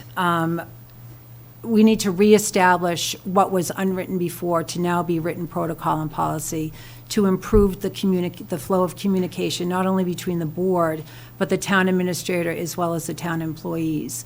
Every year we do a goal exercise after the election. This past year, we actually sat with the town employees, and they all presented their goals. We presented our goals. We compared them to the master plan, and we identified commonalities. And together, if everything's working well, we're supposed to be operating in unison to achieve goals and move initiatives forward. And we lost that this year. So I'm really hoping that we can refine those policies, put some things in writing that weren't previously in writing before, and get back to being more productive and working together as a unit. Thank you. Okay, Matthew? Could you repeat the question? Sure. How do you plan on promoting more open communication and transparency in the town? You know, I did run on transparency 3 years ago. Before I got on the board, I got the sense I wasn't getting the whole story. After I got on the board, I got the sense that I wasn't getting the whole story. This is our town, and we have a right to know. We can promote more cooperation between boards by making sure that everybody has access to the same information. You know, if someone is abusing their authority or doing something unethical, the last thing they want is for that information to be made public. And I think educating the public about their right to virtually all the information that's at Town Hall is one of the simplest way to get accountability for our publicly elected representatives. I think that another thing that we need to do, which we have not succeeded at, is fully define the areas of responsibility for the select board and the town administrator and the town employees. I think that there has obviously been a lot of turnover at Town Hall recently. Some of the conversations that I've had with town employees, definitely I get a sense of frustration about a lack of clarity around that. And in fact, we spoke at the last select board meeting about beginning the process of possibly starting a charter commission, which is a government study in a way to examine the form of government we have. But one of the goals of that is to really define, not in a policy way, but in a legal way, the areas of responsibility to make sure that it's clear, that everybody knows, where their lanes are so they can stay in them, and that everybody is willing to move forward, understanding that they have all the information they need and they know what their areas of responsibility are. I believe in transparency with my whole heart. I have asked hard questions. I have the scars to prove it. I will continue to ask the hard questions because I do believe it is, it is the most important thing and also one of the best ways to get people involved so that they don't feel marginalized or belittled or out of the loop when they come to us and want to help. Thank you. Karen? I think one of the most important things that the select board can do is get a written code of conduct updated and enacted as soon as possible. That written code of conduct will give clarity to our employees, to our select board, and to all of the residents of what our proper role is and how we're supposed to handle it. It won't do that just for today. It'll do it for tomorrow. It'll do it for the next select board, our members, and the next and the next. And that consistency is key, I think, to having transparency in our select board dealings. I think that on an individual level, the select board can promote transparency by operating in a way that makes us unafraid of having our information that belongs to the residents given to the residents. So if something is, FOIA'd, for example, it's important that we welcome that. FOIA requests are a big part of what I used to do when I was a vice president at a company down in Northern Virginia. And they're a part of everyday life. And what I understand based on FOIA is that it is the people's information, that folks are getting what they are entitled to. And so on an individual level, I will operate in such a way that when information is requested of me, I am more than happy to provide it. I think more coverage by outside entities is going to be welcome. That's why I have talked to the high school about the press club coverage. I think that we can do to a certain extent, we can help with communication out of the town government itself. But I think it's important that we get that outside scrutiny. And so I'm hopeful that not only the press club, but other operations will be springing up in the future to provide that outside scrutiny and that outside coverage of our dealings. So, thank you. Okay, thank you. Matthew, we'll start with you on this question. How did you vote on the gun dealer bylaw and why? Switch to my notes. I voted in favor of the gun bylaw. And I don't want to get into the philosophical debate of whether guns are good or bad. I'm pro-hunting. My father-in-law is a hunting safety instructor. My family knows all about gun safety. Personally, I don't think that more guns makes us safer, and that is only my personal opinion. But I think what's important to remember about that law and about those shops is that those shops had a legal right to be there.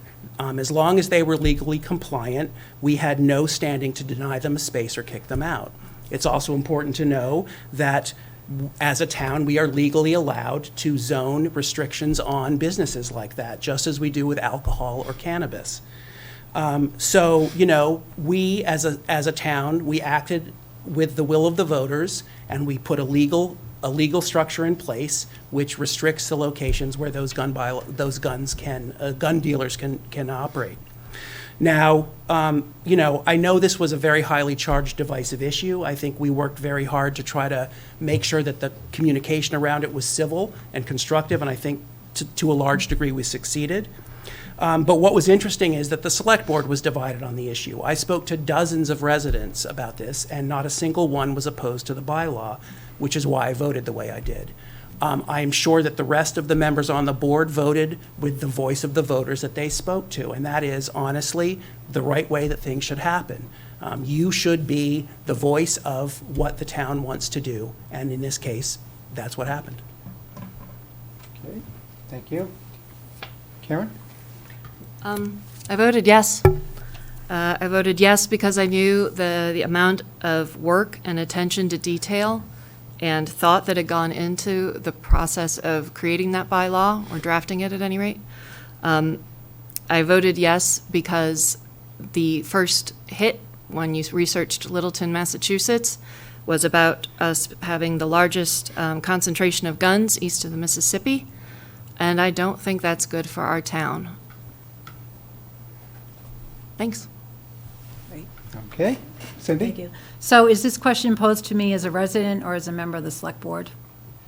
Well, they asked for the two select board members how they voted and why, and for the challenger, how would you have voted, I think, presuming you. Okay, I'm just, Yeah. yeah, so as Mr. Nordhaus mentioned, the select board actually didn't take a vote on the firearm dealer bylaw because we couldn't, we had discussed it at a meeting. We actually weren't asked to take a vote on it. We just kind of had a conversation about it and just decided that we would just go forward to a town meeting with no vote taken by the board. I did just historically, just to let the residents know, when I first got onto the board, Chief King had come before the select board and presented an update to the board, which interestingly enough mentioned that there were firearm dealers at the mill. And so being a resident of Littleton, I had no idea they were there. I was really surprised by that revelation, to be honest with you. At the time, there were 40 dealers at the mill. So fast forward a year or so later, Chief Pinard became chief of police, and he revisited the firearm dealers at the mill. And together we brought forward the firearm dealer bylaw, which was Article 16, which we amended the bylaws of the town to add a new chapter for firearm dealers, just to give us more oversight into those groups as a whole. Personally, the vote at town meeting was taken by secret ballot. I think it sets a bad precedent to ask elected officials or residents how they voted on any matter. So for that reason, I'm not going to answer the question specifically. Thank you. Okay, thank you. All right, we still have quite a few questions, and some of them are rather pointed questions directed at the three of you on individual matters. So I'm going to ask them of you in turn, and to give each of you a chance to respond, and the others can offer a response if they want to, or if they don't have to. But just heads up that they're coming, I guess, is the. And we'll start with Karen. And Thanks. Okay, well, do you feel it was fiscally responsible for the school committee to vote to extend start times for the high school and middle school, adding $280,000 annually to the town budget and increasing bus fees to offset this added expense? Sure. So I served as a parent advisor on the school committee subcommittee on school start times. And having gone through that process of, we were very careful to get everyone's input. We sent out, I think, 2 or 3 surveys on how important this was for parents, for the students themselves, and for the employees of in the school system. And it was clear between the results that we got from that survey and combined with advice from the American Medical Association, American Pediatrics Association, that changing our start times would be a benefit to every single student in Littleton. And I have a hard time thinking of any other policy or change that the school committee could make that has a guaranteed net positive impact, or reach, I guess, guaranteed reach to every single student. So when you look at the expense in terms of who it impacts, I think that the expense is a reasonable one. As a working parent who has tried to juggle a short school day that happens on a regular basis irregularly across 3 different schools with 3 different start times, I would have one child getting on the bus and to go to school, and 2 hours later, my other child would be getting on the bus to come home from school. It's an incredible burden on our families to extend that start and end time across 3 different schools. Just for clarification, the Littleton Middle School and the Littleton High School were on the same schedule, roughly. So we're going to see benefits to all the students. We're going to see benefits to all the families in terms of consolidating that bus schedule. Do I think it is fiscally responsible? In terms of the, I mean, yes, I do, in the sense that we reviewed the information, we have the money available to us, and we planned for that impact. Our school bus fees haven't increased in over 15 years, so it was about, it's time for school bus fees to increase, and that increase was coming regardless of whether we changed the school start times or not. In terms of net benefits, I think it was the right decision, even taking the costs into consideration. Thank you. Okay. Matthew, you want to follow up on that? I do agree. I wasn't obviously involved in that vote, but I understand that I'm sure the school committee did their due diligence. I understand there are, documented benefits for this change at the start time, so I defer to their expertise on their own area. Okay, very good. Cindy? What he said. Okay. All right. All right, then, Cindy, we'll start with you on this question. You've heard from staff, the public, and the select board chair that your interactions at town hall are problematic.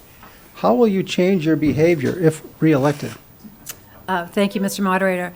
So I actually haven't heard from staff that my interactions with them are negative. I actually spoke with HR, who honestly, she hadn't heard that either. So that seems to be a speculation that's going around. I know that Mr. Nordhaus made those comments to me, but never provided me with any substantiated examples. And without an example with a date, a time, an incident, it's really hard to hold those, I'm going to call them accusations, as being true. The town does have set procedures in place to handle employee complaints, and those should go through HR, and they should go through the town administrator, and then they should come back to the person that's being complained about. The whole process that has taken place so far, to me, so far, to me, has been askew, and I feel that it's politically driven, and so I really don't have anything to say to that, because I'm not really sure exactly the root of those allegations and whether or not they're actually true. Thank you. Okay, thank you. Matthew? No comment. No comment. Karen? So I think this deserves an answer, and I think that, frankly, I don't have all the information. I'm not privy to executive session, et cetera. So I'm just going to go off of what information we all have available to us. It's a matter of record that we have lost 10 department heads in 3 years. It's a matter of record that we've had, I believe it's 4 town administrators in 4 years. It's a matter of record that many of our employees do not feel respected and worry about retaliation. And for my part, I think what's missing is a secure way for our town employees to raise concerns without the fear of being named or retaliated against. This is a common practice in federal contracting. It's a common practice for unions, and it should be our practice as well. That channel needs to be able to resolve the truth of a claim without interference or influence, and it needs to hold town leadership accountable to take steps to address the substantiated concerns and provide a safe and respectful work environment for our employees. I think there's a lot we can do, and I look forward to working on it. Thank you. Okay. Can I respond you. to that, Mr. Moderator? Unfortunately, that's not allowed in this format, but Okay, you'll thank you. have a chance to speak later, and you can Okay. bring up what you wish. This is for you, Matthew. Why, if your wife holds an HCA, would you assign yourself the goal of ensuring compliance with HCA payments? And maybe we should tell everyone what an HCA is. So it's a host community agreement, which is what the town, it's a contract basically with the town and another entity like a developer. And it's a special agreement that controls a relationship like a developer would agree to a certain amount of maintenance for their development, or in the case of the cannabis shops, it controls where and when they can operate. But, you know, my wife owns Littleton Apothecary, and for those who don't know, Littleton Apothecary is a retail cannabis shop. As a result of that, I have a conflict of interest. And so the statement that somehow I have done anything that's even remotely related to any kind of policy in the town is completely false. I recuse myself from town business related to any cannabis operation, which is exactly what the law requires. I'm not privy to anything that's gone on with it from the day I was elected. I can talk about what the town did before I was elected, but I have, that question is honestly nonsensical. There's no evidence that I've ever done anything that has anything to do with policy on cannabis. Okay. Thank you. Karen, anything to add to that? Oh, no. Okay. I had a lot of that. Cindy? Right, so that question actually is accurate. The select board assigns ourselves goals every year, and somehow you did end up being assigned the goal of ensuring compliance with all HCA agreements. Yes, but not cannabis. I would not have touched cannabis, and you know that I recuse myself every time there's any discussion about cannabis before the select board. I've been very strict about that. There's no reason that you would ever expect me to do anything different if I was looking at a cannabis HCA. That simple. It's a ridiculous question. Mr. Goddard, All right. over time already, perhaps one last round of questions for our candidates. Okay. And then close executive. Okay. Then I guess our final question, again, we'll follow up on the town hall matter. Employee feedback to the select board appears to point to an atmosphere of workplace bullying, micromanagement, intimidation, threats of retaliation at the town hall. What are your thoughts on the issue? And do you think the select board is accountable for resolving this in some way, or is responsible for any of this conduct? I know that's a long-winded question, but we had about 20 questions on the topic. So I think we're starting with you on this one, Karen. Is that correct? Or I think I've lost track here. I'm going to need you to repeat Do the you want the question. question It was a again? bit long. I hope I can repeat it to myself.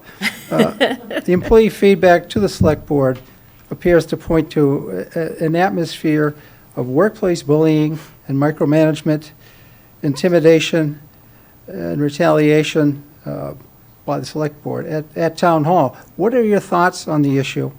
And do you feel the Select Board is responsible to resolve this situation, to make this situation better?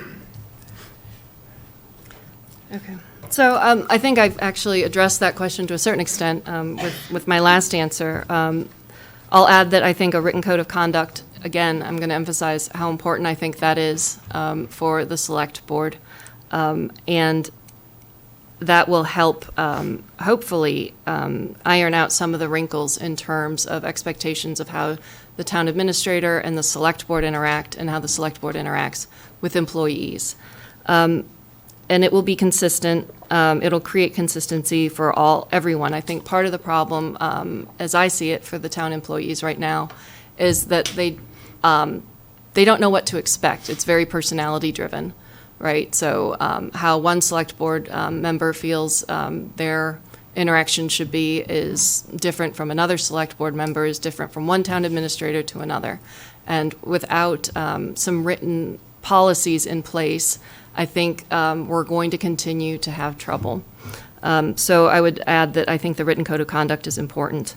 Again, and I'll say it again, we need a secure way for town employees to raise their concerns without fear of being named or retaliated against. And yes, I do think that's something the Select Board can and should take care of.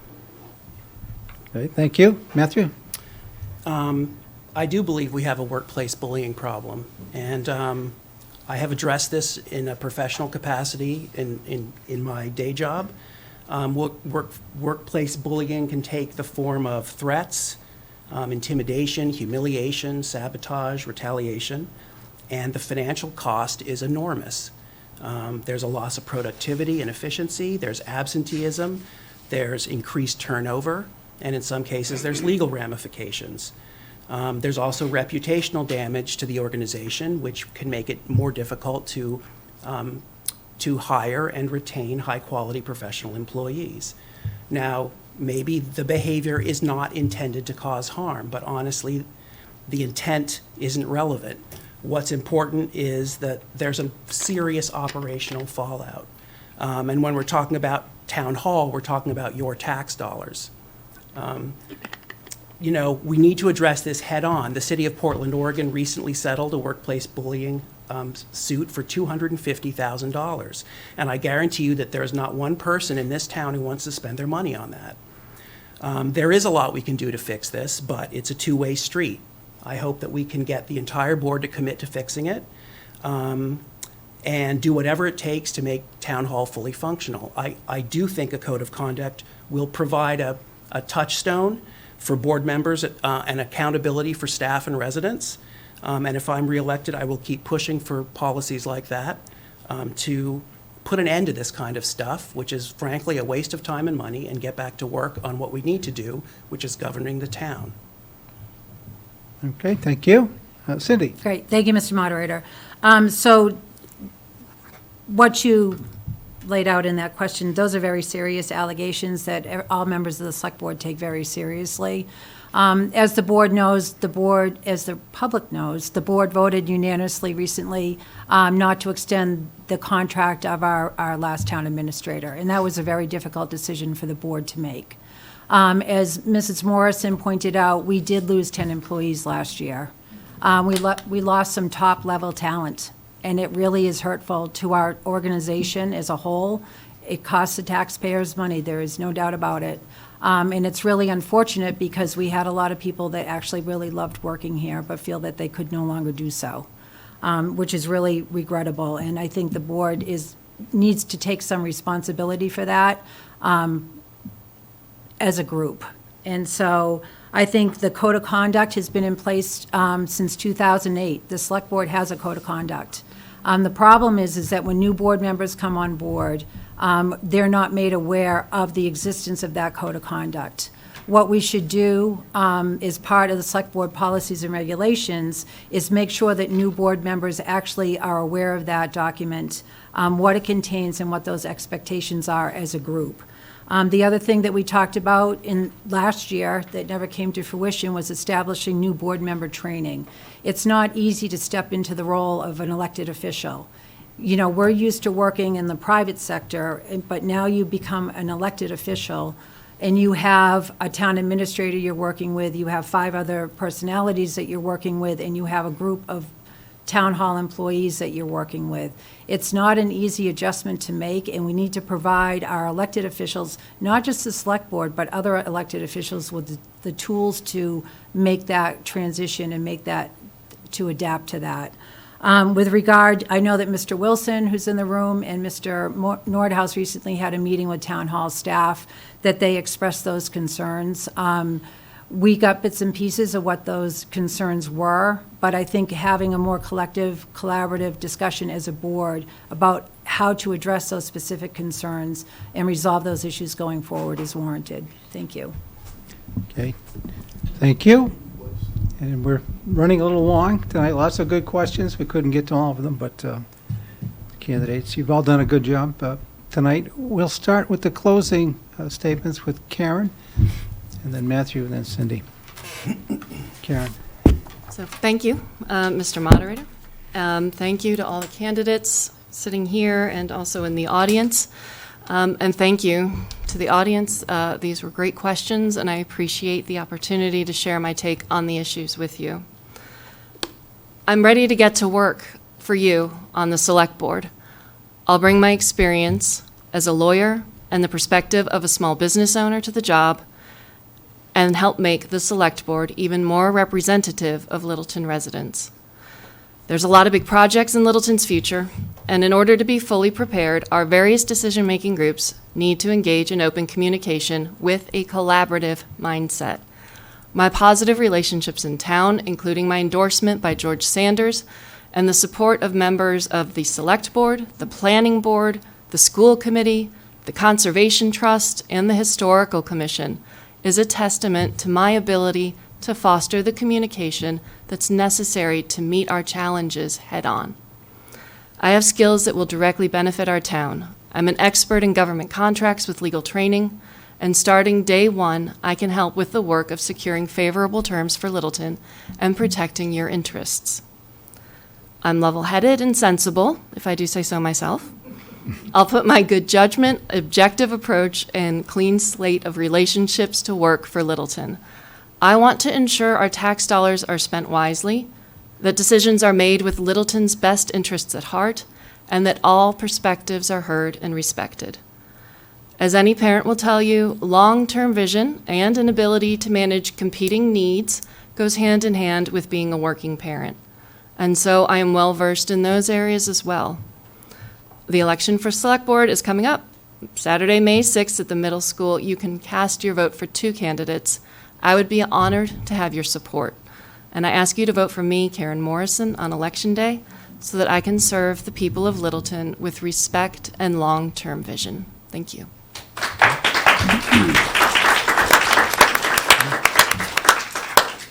Thank you. Matthew. Thank you. I would like to thank the Rotary and LCTV for hosting this event. It's a great tradition. When speaking to residents, I often hear some version of, "Oh man, isn't that a thankless job?" Or, "How do you keep doing it?" But that's not how I feel. I really enjoy being on the board. I enjoy talking to my neighbors at the library or at Donnellan's or at a select board meeting. I enjoy learning about issues that come before the board, listening to both sides of a debate, and then sharing that with people and making decisions that reflect their needs. When I first joined the board 3 years ago, I really didn't know what to expect, and it has been educational, to be sure. I've learned a great deal about the operation of our town government, but I've also learned how important it is to listen and understand those who I talk to. I work hard to consider all aspects of an issue because it leads us to faster and better resolution. I work hard to make sure my decisions are based on data and evidence, not emotions, politics, or a personal agenda. Recently, I've had some difficult conversations with town employees about their working environment and some of the challenges that we're facing in Town Hall. This exposed me to issues I was unaware of and has led me to believe that the Select Board needs to shift priorities away from large capital projects that can wait. We need to get our operational house in order, whether that means policies or training or staff additions. I'm not sure, but I'll do whatever it takes to make sure Town Hall is fully equipped to tackle the big changes that are coming our way. There's a lot at stake with massive projects on the horizon that have the potential to change the shape and feel of Littleton forever, and we need to do it right. We only get one chance. And we need a select board with the professional skills and integrity to navigate the road ahead. If I'm reelected, I pledge to continue to listen to the residents, to the staff, and to the rest of the board. I promise to compromise whenever I can and hold my ground when I must for the values I believe in. A big part of knowing what's best for Littleton is hearing from you, so I can vote with your voice on the select board. Let's work together. I hope I answered your questions tonight, and I hope that I've earned your vote on May 6th. Thank you very much for listening, and good night.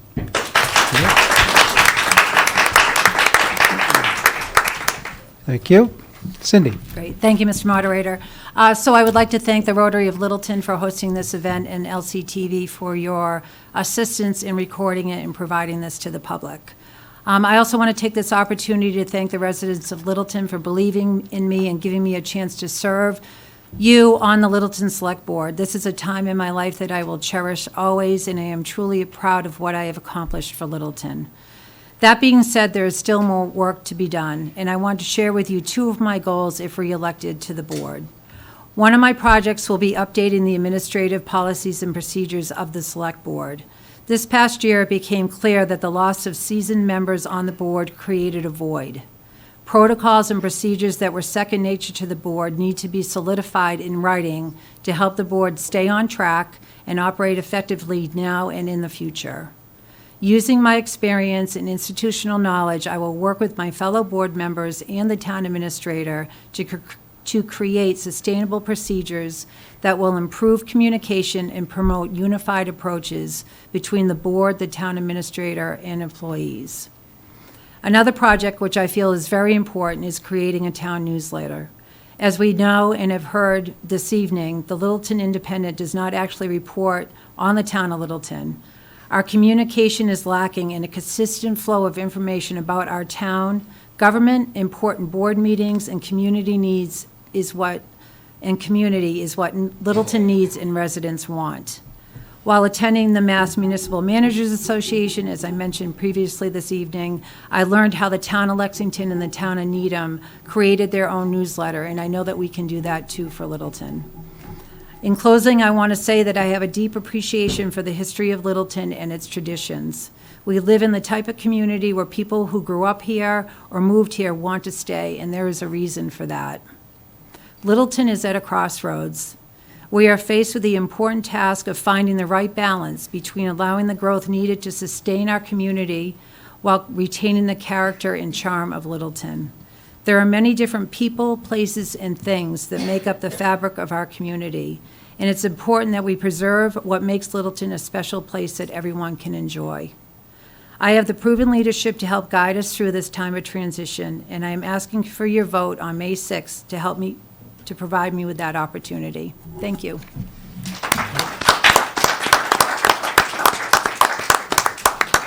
Thank you, candidates, and thank all of you for coming out tonight and participating. As you've heard, the election is Saturday, May the 6th. And if I can put a plug in for town meeting is Monday, May the 1st. So it's before the election, but some important issues on the warrant. So if you can make that, that'd be great. But thank you all for being here, and we'll bid you a good night.